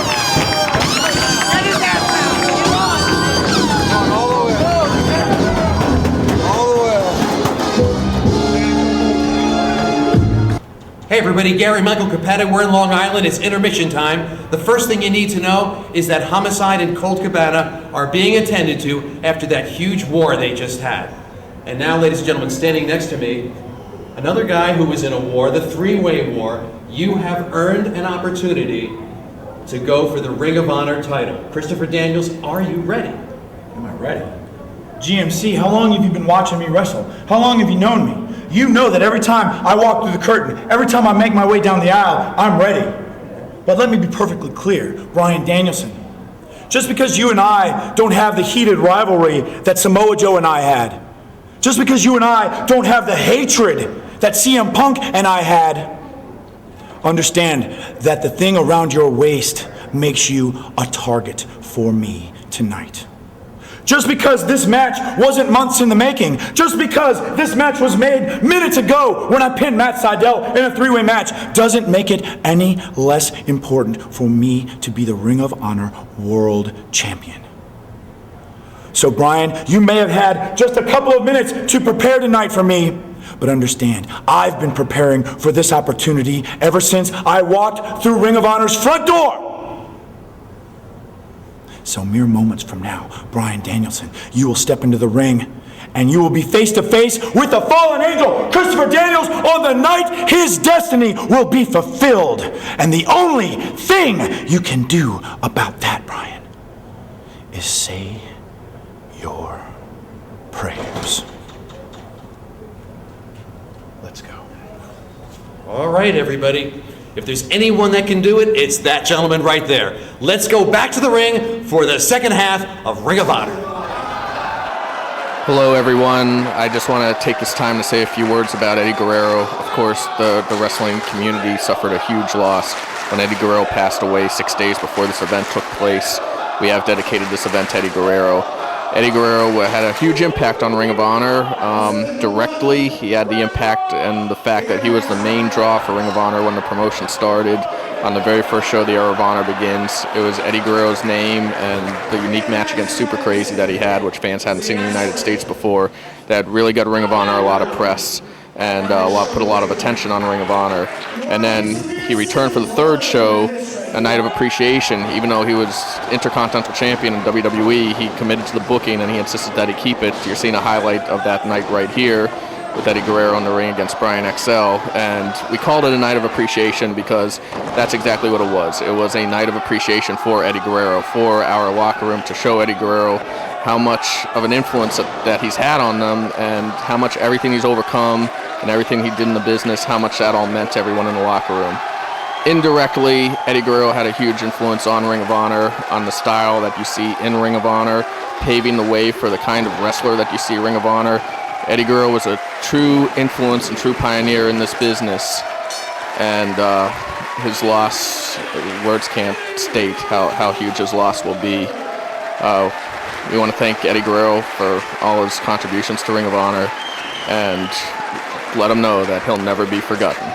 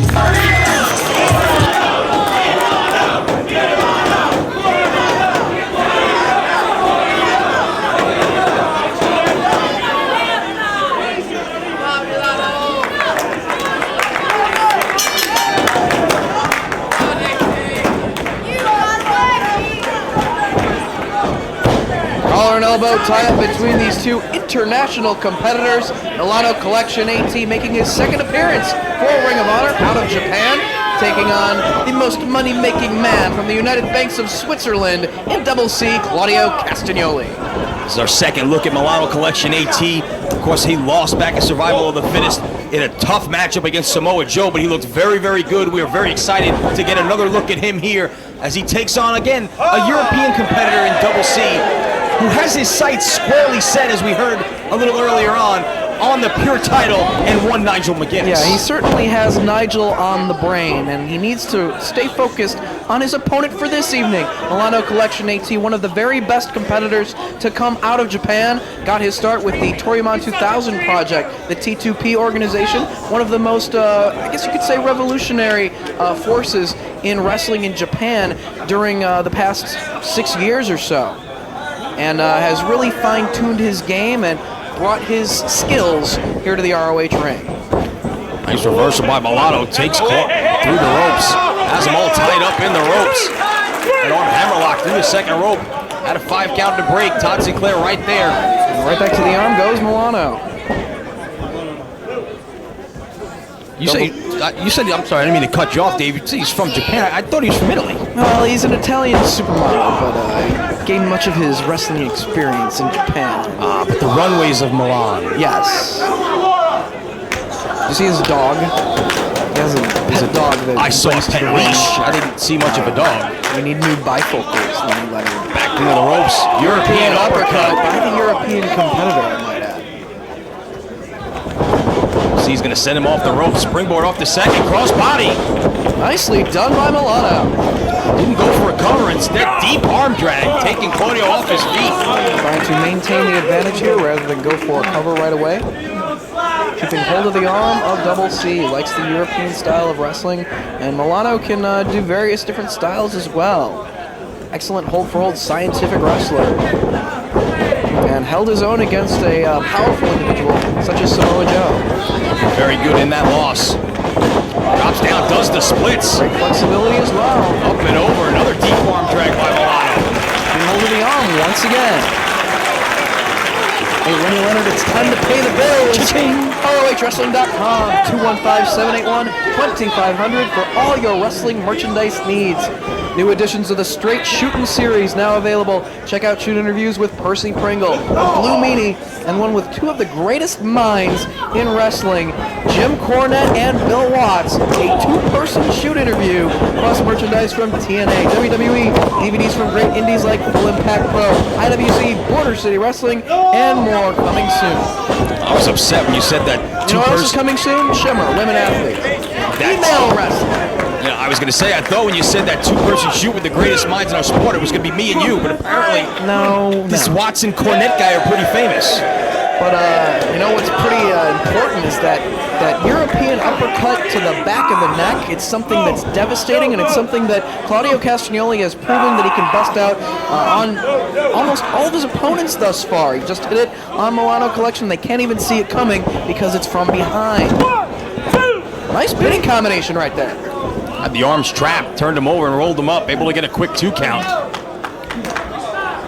You know, he said he's got Nigel on the brain. He got screwed out of the pure title, DQ'd in that one matchup as well against Nigel. The iron thrown into his hands, and then Nigel dropping down and playing dead, causing Claudio to get disqualified in that matchup. You know, as great of a European style wrestler as Nigel McGuinness is, he's been taking shortcuts to hold on to the pure title. He doesn't necessarily have to do so, and Claudio is determined to take that title from Nigel. Up and over, Milano staying on the apron there. Claudio turned his back, sidesteps him, and connects with a kick to the chest, snapping the throat of Claudio on the second rope. Where's he going? He's going to get a running start. And connects with the kick. What athleticism as he lands up on the apron after that running drop kick. Claudio was hung up between the second and third rope, and he got both feet planted right into the side of the face. Milano showing why he's one of the best in the world. Nigel currently on tour with Pro Wrestling Noah in Japan, and he did bring the Pure title with him to Japan. Reversal of the Irish whip. Off the ropes goes Milano, ducks the clothesline. Gets caught up on the shoulders though. Look at the strength. Plants it. Claudio feeling the effects though, as Milano has brought out some innovative offense. Will kick out at 2. Crowd kind of evenly split here between these two competitors. There are two wrestlers that the fans can appreciate the talents of. Vertical suplex possibly coming up from Double C. Delayed vertical suplex. Holding upside down and letting all the blood rush into the head of Milano Collection AT. Nice show of strength here too by Double C, as Milano is not a small man. He's holding him up there for a long time. Of course, Claudio likes to finish off his opponents with the cross-arm powerbomb, the Ricola bomb. While Milano Collection AT prefers to utilize the AT lock to duel his opponents. Only 2 right there. Able to hook the leg, but he just kind of laid back across the chest instead of firmly putting his body weight across the chest, face first. Only able to get 2. Milano kicked out, but he is feeling the effects in his lower back there. Claudio pulling him back up off the canvas, measures him for another European uppercut, sends him into the corner. That one connected right across the chest. Running start. He's charging with the knee and all the way to the floor. Hey, landing on his feet. Claudio's very agile himself. Gonna go for it again. Milano's still in the corner. Claudio charges in, but elevated up and over, lands on the apron. Blocks the right hand and connects with a forearm. Went for the springboard, but got caught with a kick right on the side of the face. Milano was just a little bit quicker than Claudio on that exchange. Milano and it going looks right like after him. Looks like he's going to try to tie him up in the ring ropes so that he has nowhere to go and can't escape. Got his hands tied between his feet, locked in the ropes, and he's saying, come on! Modification of the Niablina. Slapping away on Claudio. He's got nowhere to go. The crowd getting behind Milano here. And that puts him in the perfect position for Milano to get a running start and connect with the drop kick. Right on the arm and the shoulder. And do a little bit of posing. After all, he is an Italian supermodel. Claudio in a world of hurt down on the canvas. Yeah, the left arm obviously causing him some pain. Trying to shake it out. Milano stays right on him. Polo uppercut again by Double C. Inverted atomic drop. Hesitated a little bit too much, and now Claudio taking advantage with another European uppercut. Sends him all the way down in the corner. Driving all the way into the other part of the ring. Cover here. Milano in the ropes. Way too close to the ropes. Got to pull him into the center of the ring before going for the cover. Man. Got him back at a standing position. Backed into the corner now. Milano center to buckle. Chest first. Double C measures him though. Going for another European uppercut. Sidestepped him. And he collided with the turnbuckle. That shoulder one more time into the turnbuckle. Modified tornado divorce cord, almost like an X-Stack in that position. Running the face and the arm of Claudio down into the canvas. Yeah, he had that leg right across the shoulder too as he drove it right into the canvas. Trying to dislocate that shoulder. A lot of damage done to several body parts at once. The face, the arm, the shoulder. And it buys Milano some time to catch his breath. Both men starting to show the effects here. Double count administered by Todd Sinclair. Earlier on, the match was going well in hand for Double C. You got to wonder how much of that Nigel on the brain is affecting him in this matchup here. Maybe looking past Milano Collection because he is hot on the trail of Nigel McGuinness. Well, he does know what Milano brings to the table. Claudio's definitely a student of the game. Hard chop. And he's going hold for hold with him right here, strike for strike. Great agility from Milano. And tips Claudio down. Right back to his feet. Another nice show of agility there by Milano. Cartwheels off the ropes. Comes off. Back senton. Nice layout there on the splash. Hooks the leg. Only gets 2. Milano needs to follow up right here. Says that's it, finish. Looking to finish him off. Picks him up. Double C puts on the brakes, drops down to a knee. Moves it around, knee to the midsection. Elevates Milano, spinning him around. And Flanagan, face and chest first. Covered by Claudio. Only 2. Several turns around, kind of dizzying Milano before Flanagan face first. Going to the top. Milano on his back. Claudio soars. It connects with the elbow drop off the top. No, Milano kicks out. Still a little bit left in the tank for Milano, able to get that shoulder up. Beautiful elbow off the top. Trying to pull himself up. Claudio grabs hold of the arm. Supporting hold. Grabs hold of the leg. Elevating him up. Milano lands on his feet. Boot to the gut. Going for the European uppercut. Matrix is underneath. Step up, Enziguri upside the head. Double C down. Milano now with the advantage. Pollo Armani shoe. Cover. Oh, 2.5. Only 2.5. Looking for the 18 lock. See if he can cinch it in. Now Claudio saw it coming and works his way to the ropes. Good job by Claudio. Obviously had that move scouted. He knows it's a move he likes to use, and he's been going to work on the arm for a while here. Able to make it to the ropes and get out of harm's way momentarily. Waiting for the right moment. He's back to his feet. Comes charging. Elevated and pop-up European uppercut. Connected as he was on his way back down. You said he can hit that uppercut from any and every position. That time elevating Milano up in the lights and nailing him on the way down, but again, only able to hit 2. Claudio now crossing the arms, looking for the Ricola bomb. Milano will have none of it. Takes out the legs. Claudio now crosses the arms. Ricola bomb coming up. Can he get it? No, Milano lands on his feet.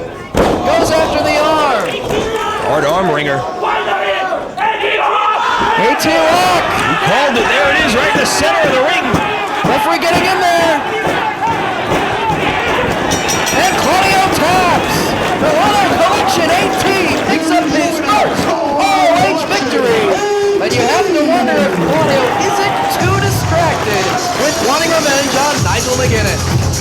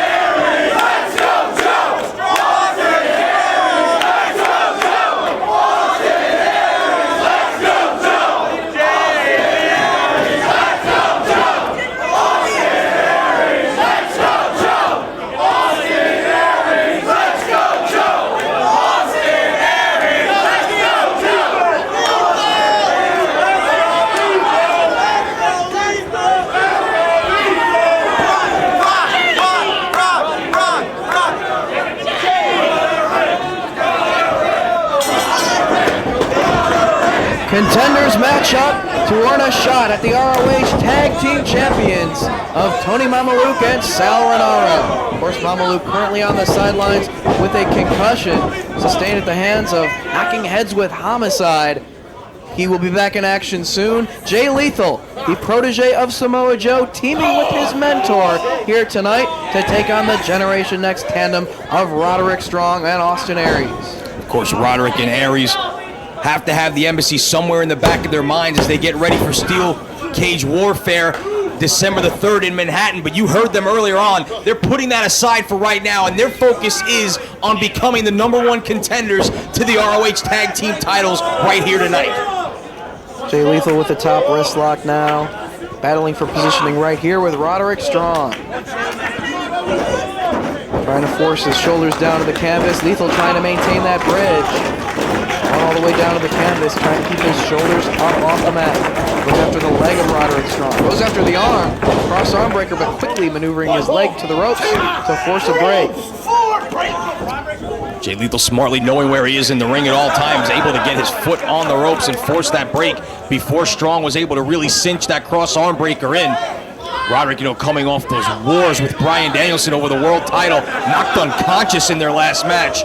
Jay Lethal, protege of Samoa Joe, looking to do some damage here and make their way up the ranks in the tag team ranks here in Ring of Honor. Of course, Samoa Joe wants to become the first man to be a Grand Slam champion here in ROH, to hold all 3 of the titles at some point during his career. Of course, one of the most illustrious title reigns with the World Championship in ROH history, plus holding the Pure Championship after winning it from Jay Lethal. And now the tag team titles is on Samoa Joe's list of goals here in the near future in ROH.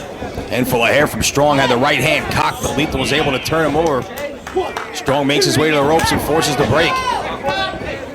Lethal kicking away at the legs as Roderick right back to his feet, and they get face to face in the ring. A little bit of a stare down between these two. Lethal not backing down. He knows how important this matchup is here. Not only to himself, but he doesn't want to let Samoa Joe down. He doesn't want to be the man to suffer a loss in this matchup and prevent them an opportunity to go after the tag team titles. Full Nelson for Roderick Strong. Looking, he was going for the dragon suplex of his own there. Drop kick to the back, off the ropes, and runs right into an arm drag. If anyone knows how to get out of a full Nelson or counter a dragon suplex, it is Jay Lethal, the master of that hold. And Samoa Joe tagged in.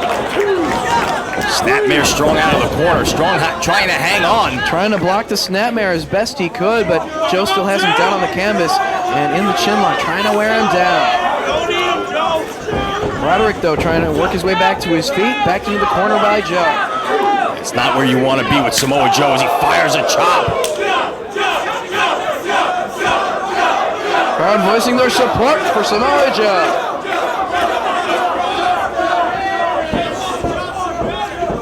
Men circling each other in the center of the ring. Collar and elbow tie up, and Joe again back Strong into the corner. Strong, though, reverses, turns him around. Now it's Joe in the corner. Ducks the chop from Strong. And brushes it off. Samoa Joe trying to get in the head of Roderick Strong here. Stay away from it, Joe. And it looks like Austin Aries wants in.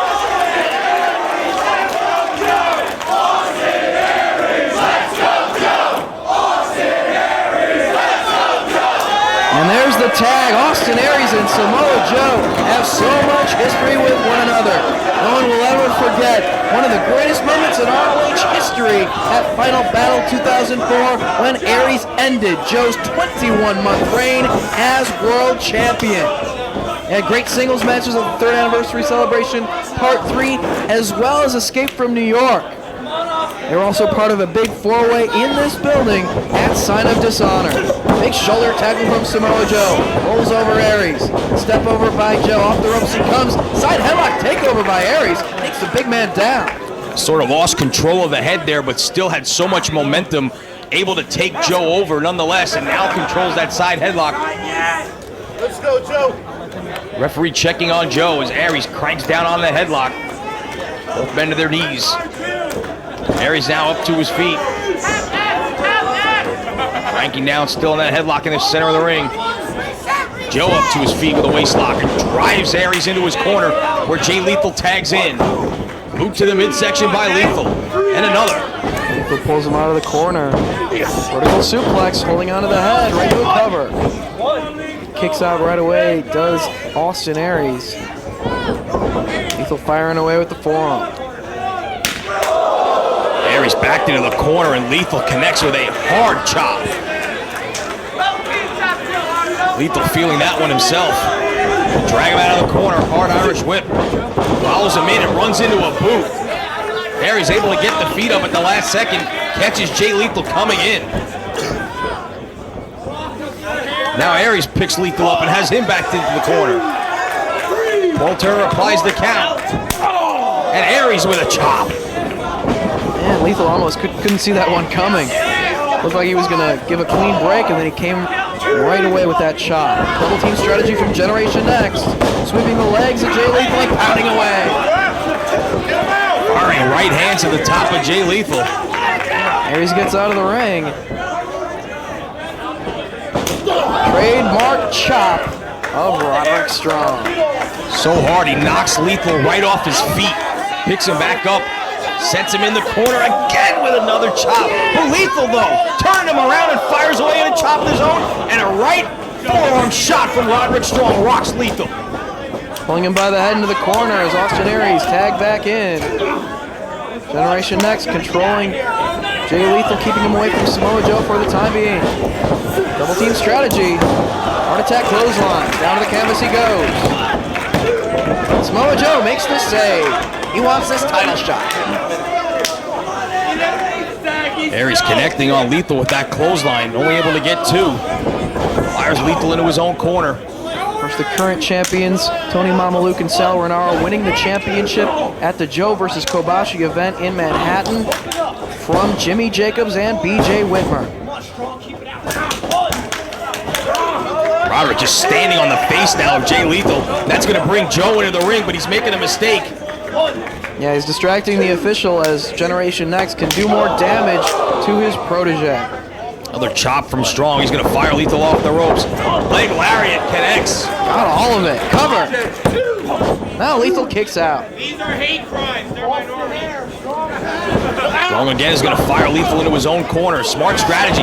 Aries with a clothesline from the apron and another tag in, up and over, and connects with an elbow right on the point of the jaw. Use the momentum, bringing himself back inside the ring to also deliver and connect with that elbow. And Lethal never saw him coming either. Trying to reach toward his corner and make a tag to Samoa Joe, but Generation Next cuts the ring in half. Tremendous strategy here, isolating Jay Lethal from Samoa Joe. Quick tags in their half of the ring. Double delayed vertical suplex here. Nicely done. Roderick Strong and Austin Aries just get better and better as the weeks go by as a tag team. They know each other so well. And now looking to wear Jay Lethal down. Almost like a full Nelson applied with the legs here. Pressure put on the back of the neck as well as the arms, the shoulders. And Samoa Joe sees all the pain being inflicted on his protege and breaks the hold and makes the save. Drops the leg across Roderick Strong. Scoop and a slam.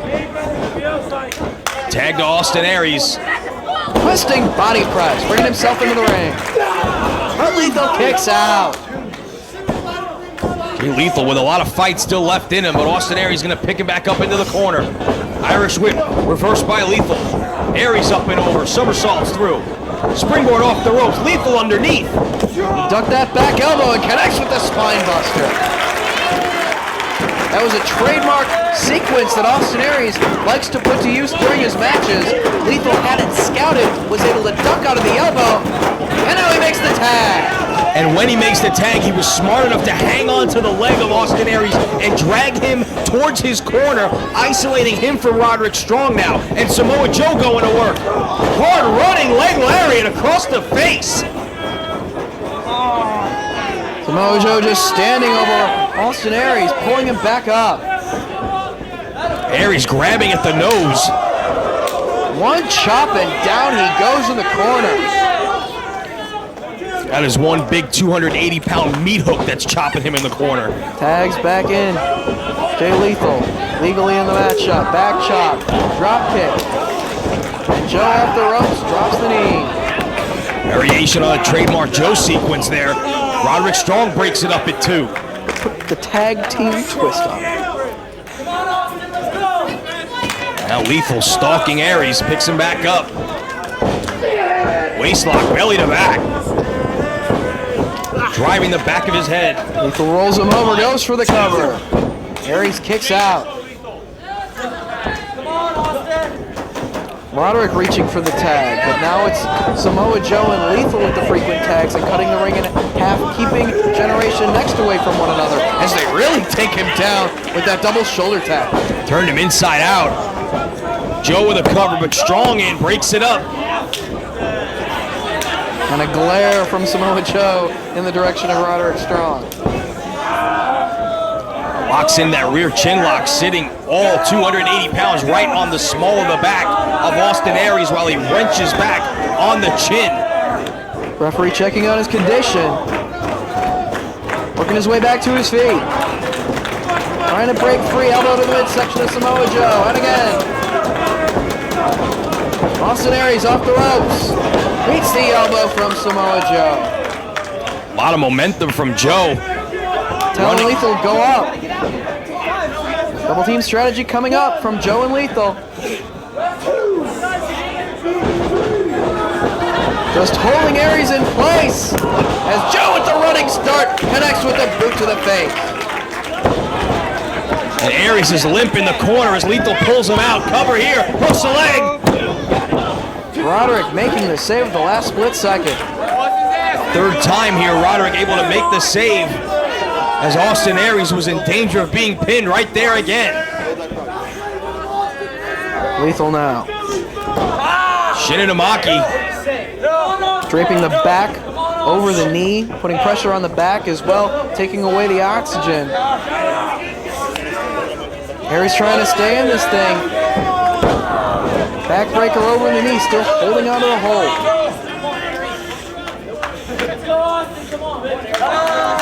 Paul Turner asking him if he's had enough. Roderick looking for the support of the fans to get behind Aries. Aries looks like he's trying to get a second win here. He won't quit. Trying to fight his way up. Standing position. Drives the point of the elbow to the midsection. Make it 2. And a third. Off the ropes comes Aries. And he's caught with a knee right to the solar plexus. Covered by Lethal. Aries is in a bad way here, and Roderick saw it. He grabbed hold of the leg of Lethal to break up the pin attempt. It's a loogie hocked in his general direction for his trouble. Lethal starting to get a little frustrated with Roderick Strong breaking up every single pin attempt they try. Referee didn't see the tag. Forcing Joe out of the ring. Lethal firing away at the back. Jawing with the referee as Aries clubs into the midsection. Aries trying to inch his way toward the corner to make the tag to Roderick Strong, but couldn't quite do it. Another chop from Lethal in the corner. Aries taking a lot of punishment here over the last few minutes. Gotta find a way to make the tag reversal.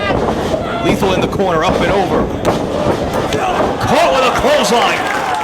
Turned inside out. Now Aries has got to make the tag. Yeah, both men are down. This is an opportunity for Aries to try to inch his way toward the corner and tag in a fresh Roderick Strong. Lethal needs to make the tag as well. Samoa Joe just waiting to be tagged in. Both men crawling toward their respective corner. Lethal tags Joe. Roderick tagged in as well.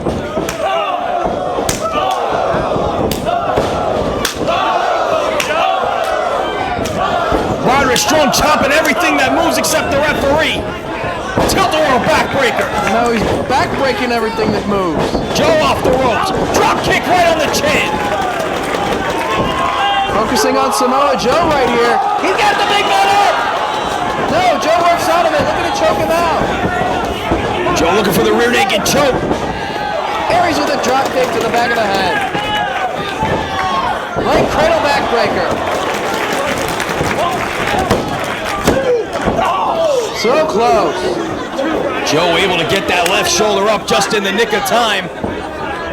Forearm from Roderick. Sends Joe to the corner. He's going to fire him out. Joe hits the buckles hard. Roderick charges and caught with an ST, Joe. And tags Jay Lethal. Lethal now. For that running vertical suplex, and he gets it. All the way up top. You're looking for the diving headbutt here. Roderick's right in the center of the ring. Still on his back. Lethal soars and connects. Cover. Aries makes the save. And smartly drags Roderick to their corner and makes the legal tag. Austin Aries just measures him. Kick to the head. Looking for the brainbuster. Cover. Samoa Joe drops the elbow to break up the pin attempt.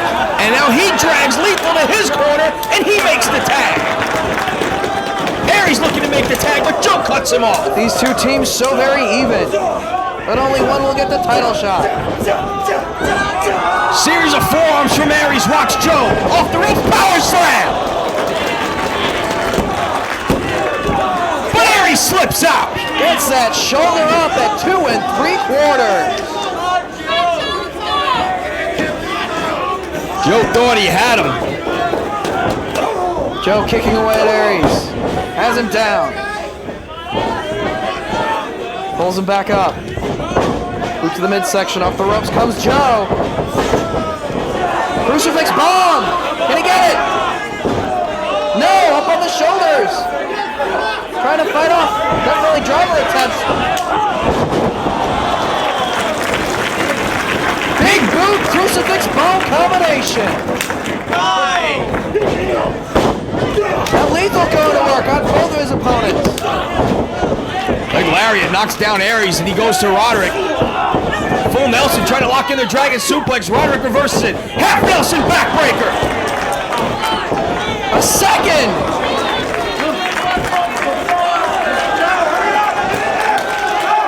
Austin Aries up top.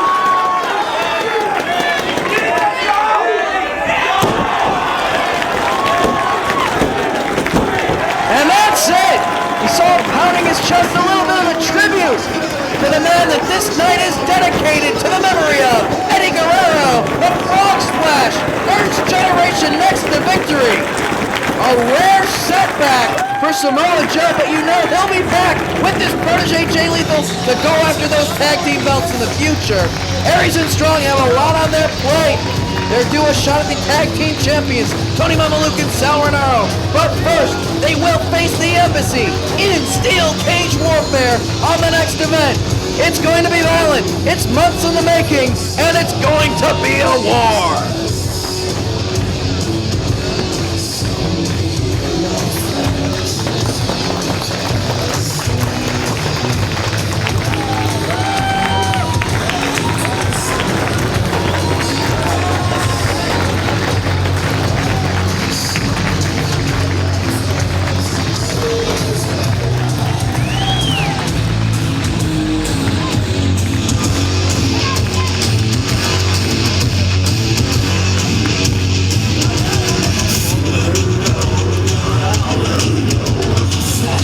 Contenders, baby! Sal Rinauro, Tony Mamaluke, coming for your belt!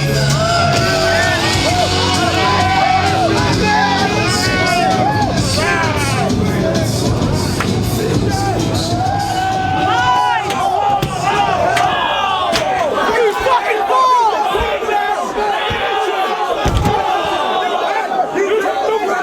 You fucking fool!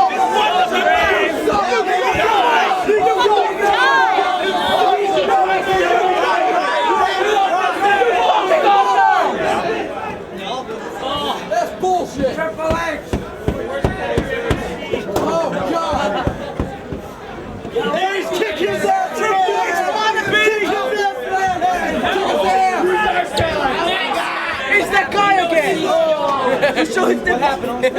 We're fucking attackers from behind. What do you mean what happened? Aren't you watching? Aren't you watching? You see him go by you? He's in control of the match all night. Yeah, what you want? Get his fucking arm! Get his arm! Get out of the cage! Get his arm! Help him! Get his trash! Get him in the cage! Get him in the cage! Get him in the cage! We're gonna get him in the cage! Yeah! December 3rd! Get him in the cage! Get him in the cage! Get him! What the fuck? What the fuck? What? Yo! Shit! Get down! Shit, watch his head! What the fuck happened? Matt, are you alright? What happened? What happened? What's going on?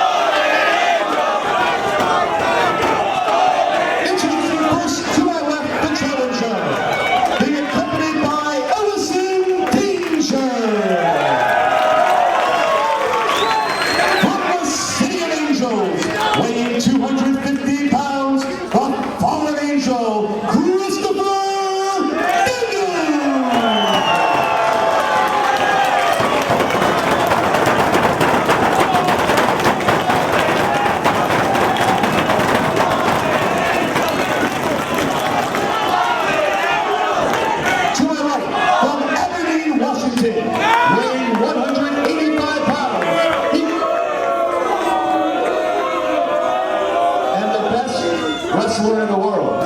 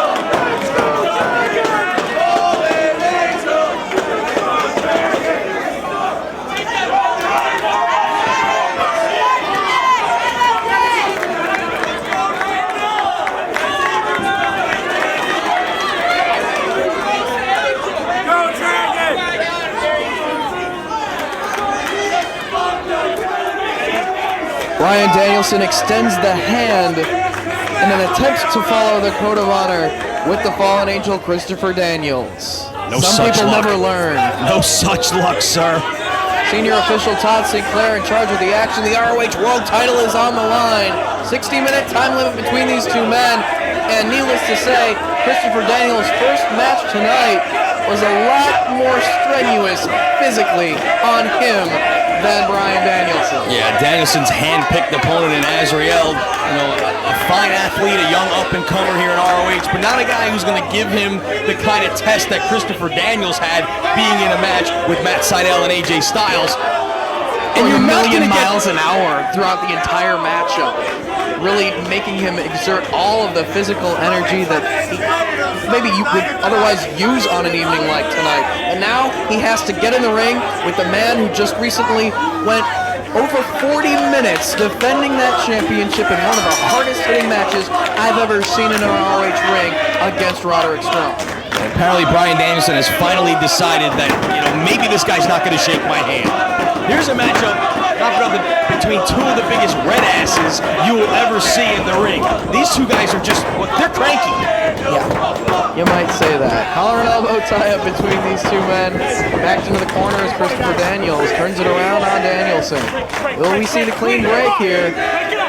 Todd Sinclair right there. Daniels jockeying in there. Danielson trying to fight him off, though. And sort of a clean break.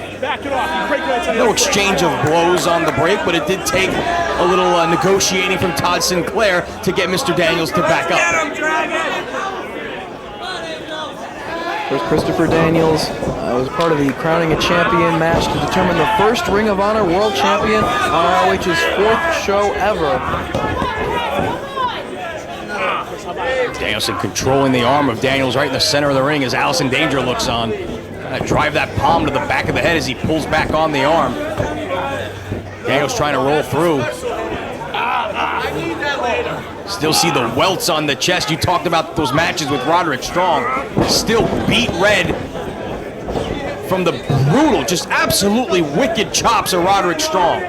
Very physical matchup between those two, and yes, he's still physically feeling the effects of that contest as Christopher Daniels works his way into the side headlock. Danielson sends him off. Shoulder tackle, pulls over Dragon back to his feet. Gotta wonder how much energy Daniels is gonna have in this matchup, considering how hard he exerted himself earlier on tonight. You mentioned Danielson going 47, 48 minutes against Roderick Strong in his last title defense.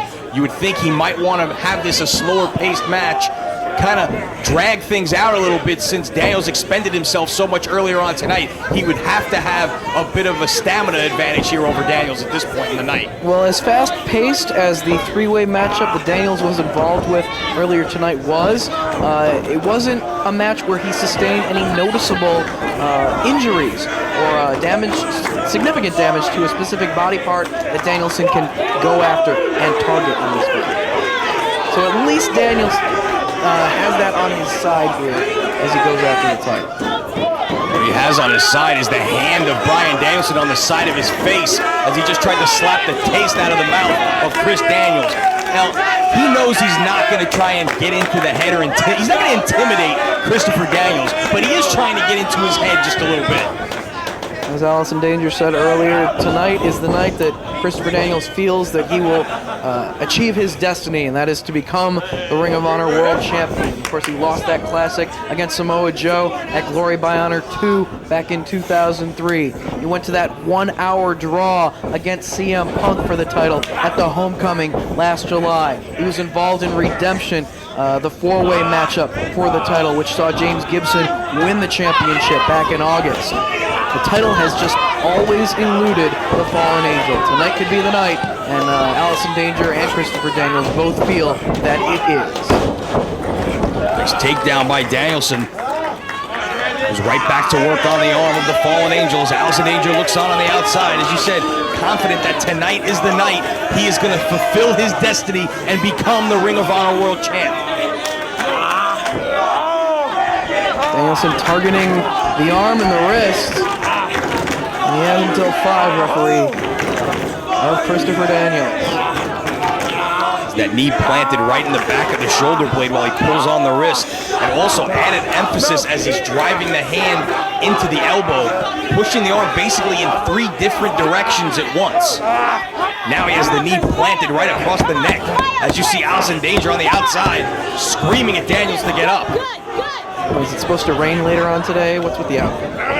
Trying to take out the leg from Danielson, trying to maintain his balance and keep the standing position and keep hold of the arm of Daniels. He's very close to the ropes, but the arm that he would use to grab the ropes is the near arm, and that is the one that Danielson has tracked at this point. So while he is close to the ropes, it is not going to be an easy thing for him to break this hold by grabbing the ropes unless he can position his body differently to maneuver closer to the ropes with his other arm or at least one of his legs. Trying to break free and work his way back up, at least up to one knee, is Christopher Daniels. Trying to fight his way back to his feet, he does. Danielson still hanging onto the arm as Daniels makes his way to his feet. Once again, takes him off his feet. And now he goes to work on the arm of the American Dragon. Turns the tables on the champion while trying to shake off the effects of the damage done to his arm by Danielson.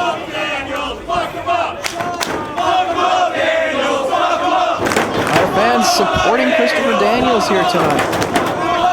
As we've seen Bryan Danielson's temper flare in recent weeks. Yeah, a little bit of a mean streak towards the fans, not just his opponents, ever since he's won the world title. Well, when the fans try to dictate what he should and shouldn't be doing during his matches, when they get on his case, he feeds off that, and he gets all the more aggressive during his matches. You're seeing it here. The crowd was just chanting for Daniels, and as soon as it happens, like words right out of your mouth, look at him just screaming at Daniels while he's slapping him in the face. That's what brought out that killer instinct in American Dragon during his series of matches against Roderick Strong. And now it's Daniels firing back. Hip toss out of the corner. Flying head scissors. Keeping hold of the head. Down on the canvas.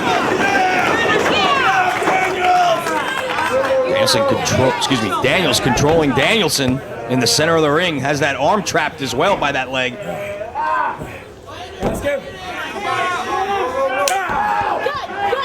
Cranking down on that arm as well. Champ trying to turn himself over. Easiest way to get out of that head scissor. Trying to work his way out of it. He escapes. Daniels trying to keep hold of the head of Dragon. Danielson standing on the feet, though, of the Fallen Angel as he gets himself up and then slaps him on top of the head. That's just disrespectful right there. Another slap to the face. Getting aggressive. American Dragon. European uppercut. Sends Daniels down to the canvas. Join with the fans in the front row as they cheer on Daniels. Now just driving the boot into the throat. Now standing on the chest as well. He has a 5 count, Dave Prazak. Yes, he does. And he may remind the referee and all of the fans of that on many occasions. He takes full full advantage of the referee's count. Side headlock sent off the ropes by Daniels. Hard shoulder tackle and the Angel goes down. Going after the legs, but Daniels trying to fight him off, but Danielson's able to grab that leg lace. Has the legs grapevine there. Daniels very close to the ropes, able to break the hold. And he does.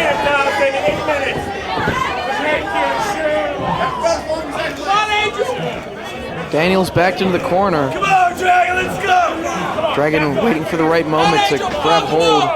Maybe the leg. He does. Pulls him to the center of the ring.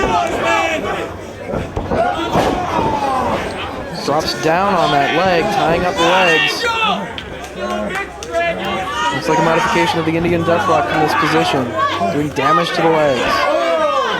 This moved very effectively against Roderick Strong in their last matchup. Slowing Roderick down, trying to do the same thing to Christopher Daniels here. Crowd getting behind the Fallen Angel.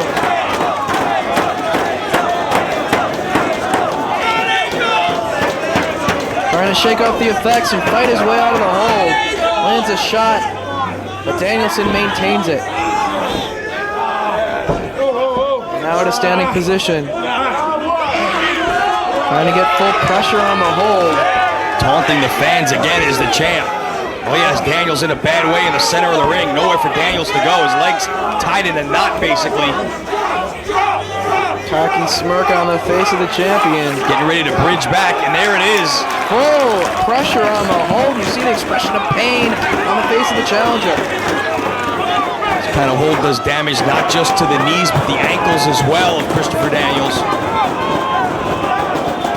Type of hold that could take a lot of the spring out of the legs as he tries to go for that BME later on. Gotta hand it to Christopher Daniels. He was able to maintain a bridge while enduring the pain of the hold, not letting the pain force his shoulders down to the canvas. Now again, just getting slapped to the face. Dragon just trying to fire up Daniels. Butterflying the arms. Like Chancery while he still has those legs grapevine. Referee checking to see if he needs to give it up. Very painful hold. Daniels all tied in knots here right in the middle of the ring.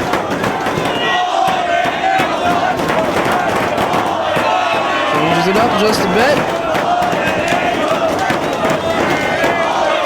Has the legs tied up, pulling back on the arm as well. And again, has that one far leg squarely on the side of the head of Daniels, cutting off the oxygen, but Daniels somehow trying to roll his way towards the ropes and force the break, and he does.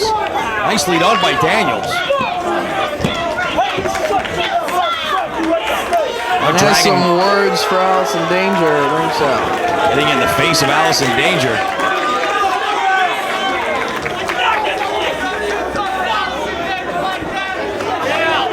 Grab the challenger up by the head.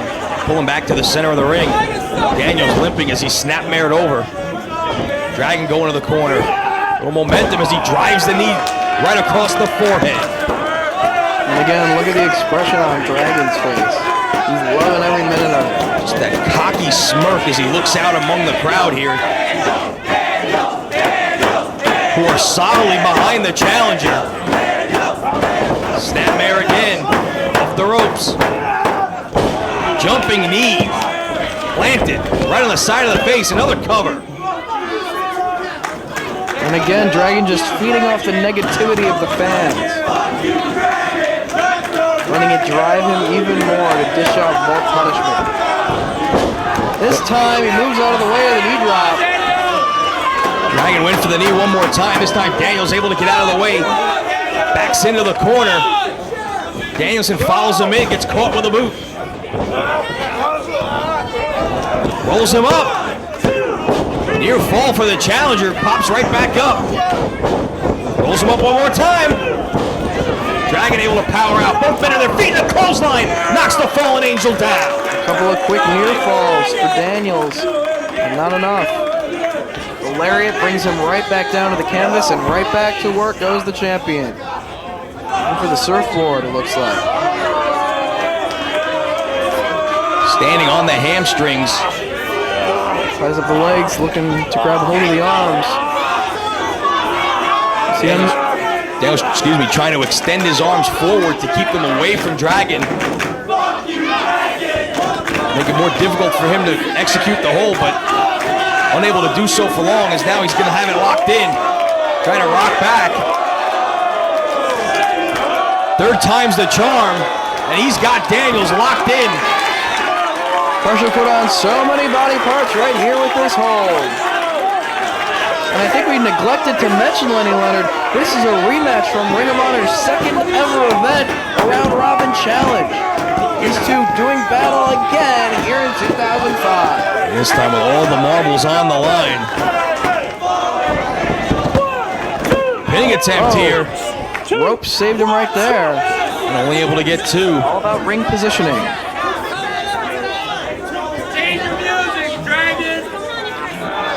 Stepping on the throat and the chest one more time. Bryan Danielson. I have till 5. Again, he's got a 5 count. Dictating the pace of the match, as Dragon loves to do. He's in control. He's very methodical. And right now it comes with momentum, just driving the throat, as well as the arm of Christopher Daniels over that second ring rope. Setting Daniels up across that rope one more time. Now pulling him back. Daniels hung up between the top and second rope. Now just grabbing at the face. Daniels' arms tied up, nothing he can do. Yes, you've got a 5 count, we know. Stretching out that back in the ropes as well. And again, pulling back on the face as Sinclair applies the count. Just trying to punish Daniels, yes.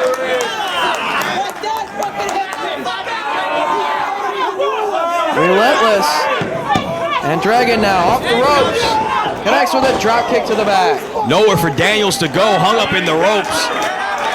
Dragon able to drive both feet right into the small of the back.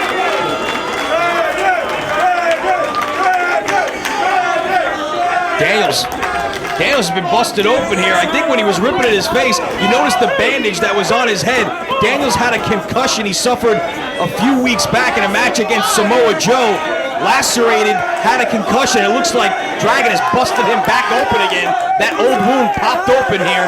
Yeah, that match taking place on a TNA event, and that injury coming into play here in his ROH title shot. And moves out of the way of an advancing American Dragon who wound up crotching himself on the second row. And now a little payback.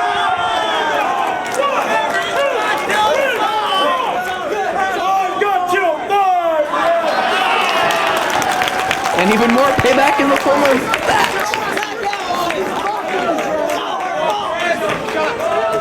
Daniels seeing the blood now. It's firing up even more. Do more damage to the champion. Get a little bit more aggressive himself. Firing away at the back of Danielson. He's going to shoot him off the ropes.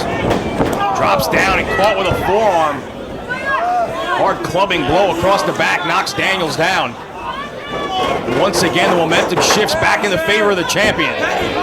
Butterflying the arms. Butterfly suplex with a bridge. Nice. But only 2. That's Sinclair right there telling the champ 2. As the blood now starts to pour down the face of Christopher Daniels. Dragon loves it. And he's trying to bust that laceration open even more. Cause more blood to flow. Breaking the forearm across that cut. Driving the bones in the forearm right into the side of the head, and now again ripping at the face. And taking full advantage of the count yet again. Ripping away at the face, tearing away at that cut. You've really seen a new side of American Dragon in the past couple of months. And I don't like it. Yeah. Not a lot of these fans do, but hey, it does the trick. He's holding on to the championship. He's maintaining his status as the top wrestler in the world.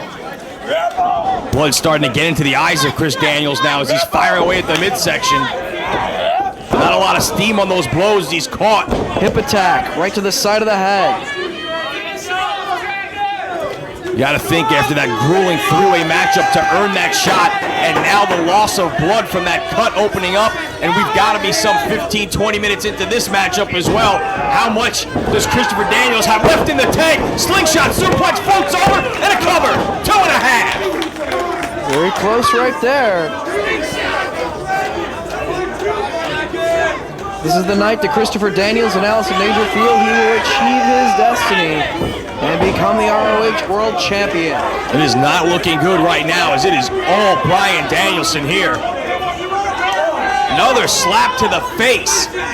As much as those slaps to the face might do a little bit of damage, the trash talk and repeated slaps will just serve to fire up Daniels even more. They keep fighting here as the fans encourage him on. Another hard slap across the face. Now he's biting at that cut. And spitting the blood of the challenger out at the wrestling fans.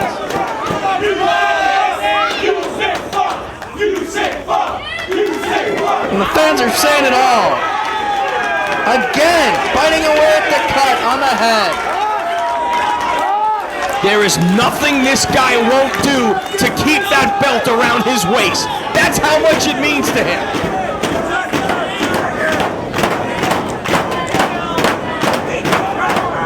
Firing away at the midsection, Christopher Daniels. Trying to get back to his feet here. Keep Danielson from administering more punishment. The headbutt sends him down. Picks him right back up, though, and drags him to the corner. He's going to fire him out. Reversal by Daniels. Danielson off the ropes, through the legs. Step up Enziguri catches the champ right on the side of the head. But Christopher Daniels has expended so much energy himself. He can't follow up immediately. He's got to catch his breath, work his way back to his feet. He's got the champion stunned, but he needs to get his second win here. Danger encouraging him on at ringside. And between all the wrestling he's done tonight and now the loss of blood, just sapping the strength out of Chris Daniels, how much does he have left in the tank as he struggles back to his feet? The champ turns back around, running into the corner. Nobody home. Daniels out of the way. Off the ropes. Running knee sends the champ out to the floor.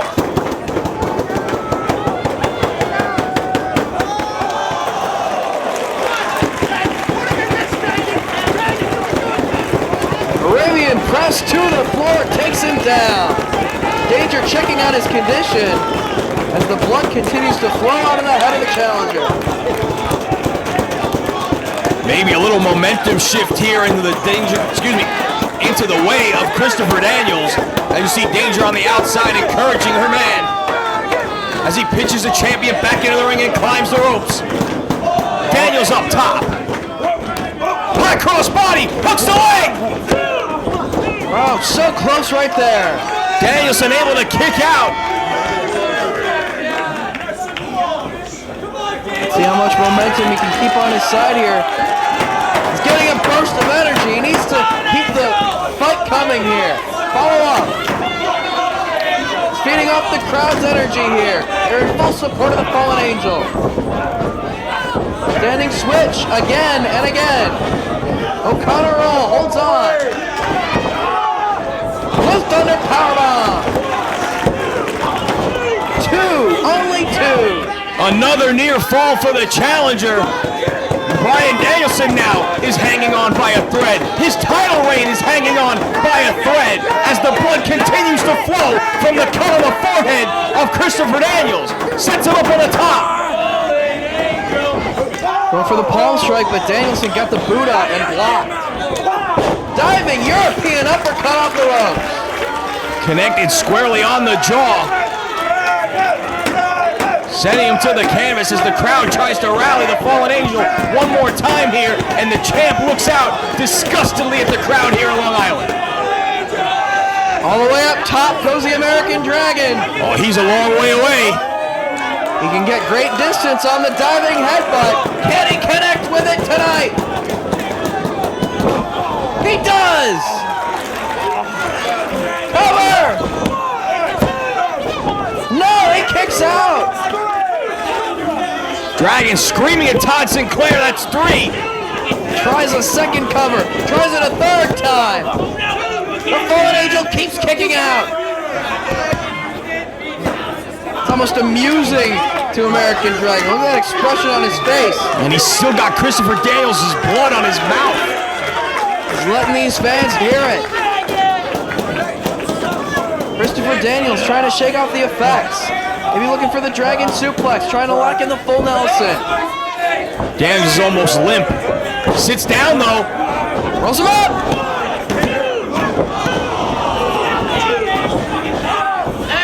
So close. He's got him on his shoulders. Can we see the airplane spin?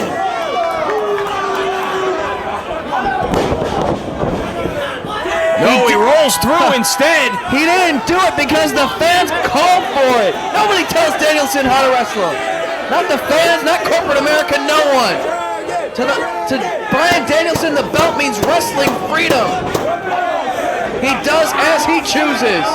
And right now, I don't think he's choosing to be slammed off the ropes or the victim of the Death Valley Driver. But does Daniels have enough to cover? Yes. Only two. Right into the Koji clutch. Right in the center of the ring. He's got it locked in.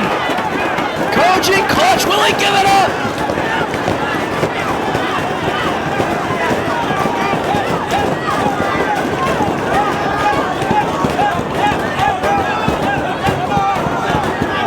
Dragon reaching for the ropes, trying to inch his way to force a break. Carrying all the weight of Christopher Daniels on his back as he inches to the ropes, trying to force the break. His title reign hanging in the balance right here. Will Daniels achieve his destiny? That's two. One more time. One more and he's the champion. No. Dragon's still in this.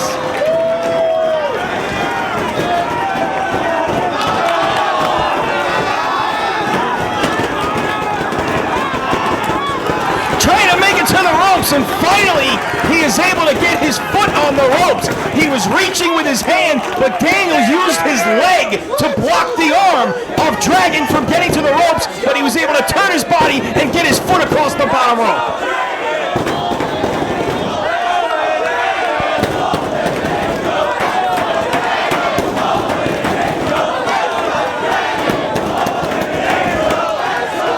The crowd here on Long Island giving Christopher Daniels the energy he needs to keep going.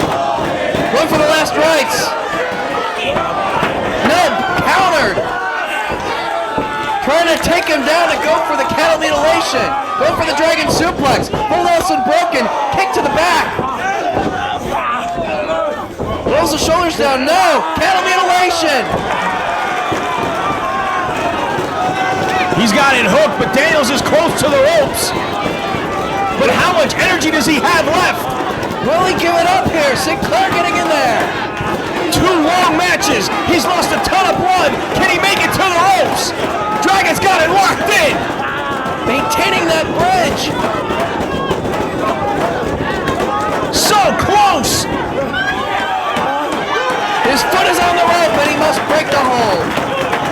And taking full advantage of the 5 count. It took 3 attempts for him to reach that rope with his foot, but he was finally able to do it as again Dragon jaws with the crowd.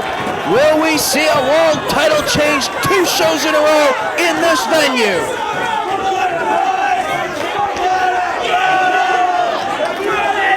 Slap across the face of Christopher Daniels. Again, screaming at the crowd. Daniels staggering, trying to get to his feet, and he does with a forearm shot.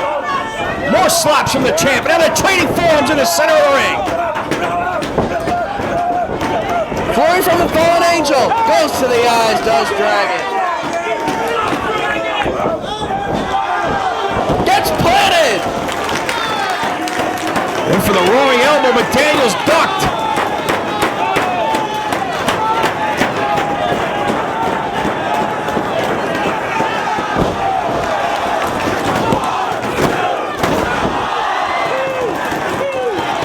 Moonsault ever, 2 3/4. We were that close to a new champ. And the fallen angel can't believe it.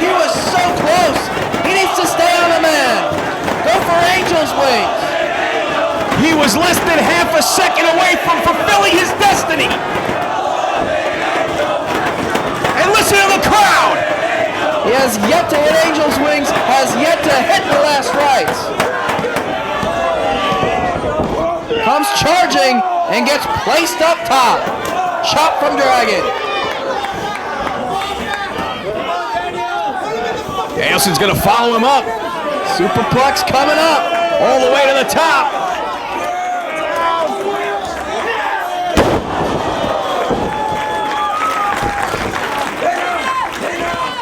Top rope superplex, but it takes a lot out of both men.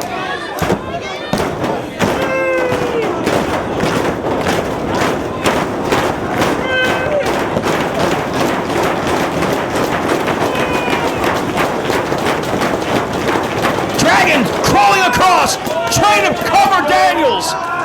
Now he's going to try to hit something big to finish him off before going for the cover. The Dragon suplex.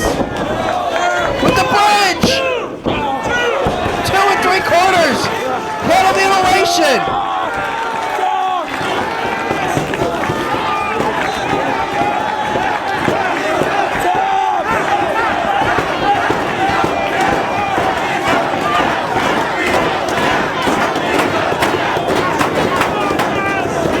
Todd Sinclair right there saying Daniels won't give it up.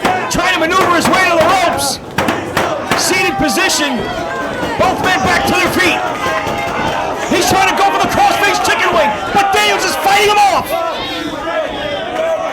Rocks, tosses him over top. Roaring elbow right on the chin. Oh, they'll knock anybody out. Trying to turn him over. Cover. And that's 3. Bryan Danielson retains the title. He hit that roaring forearm right on the chin. Basically knocked the man out. 1, 2, 3. Bryan Danielson once again proves why he's the best in the world. For Lenny Leonard, I'm Dave Prazak. Thanks for joining us, everybody.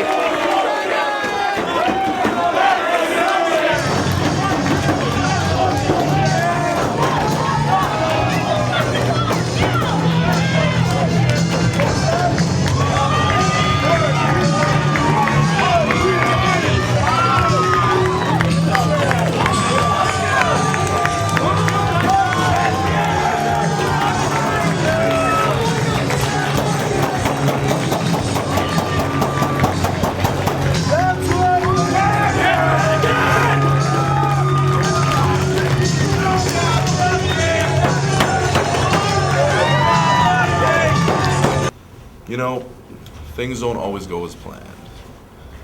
You can call tonight a temporary setback. You know, me and my partner Lethal, we've been at this a long time. We'll be at it a long time until I become ROH's first Grand Slam champion. You all right? What? I can't deal with this. Jay.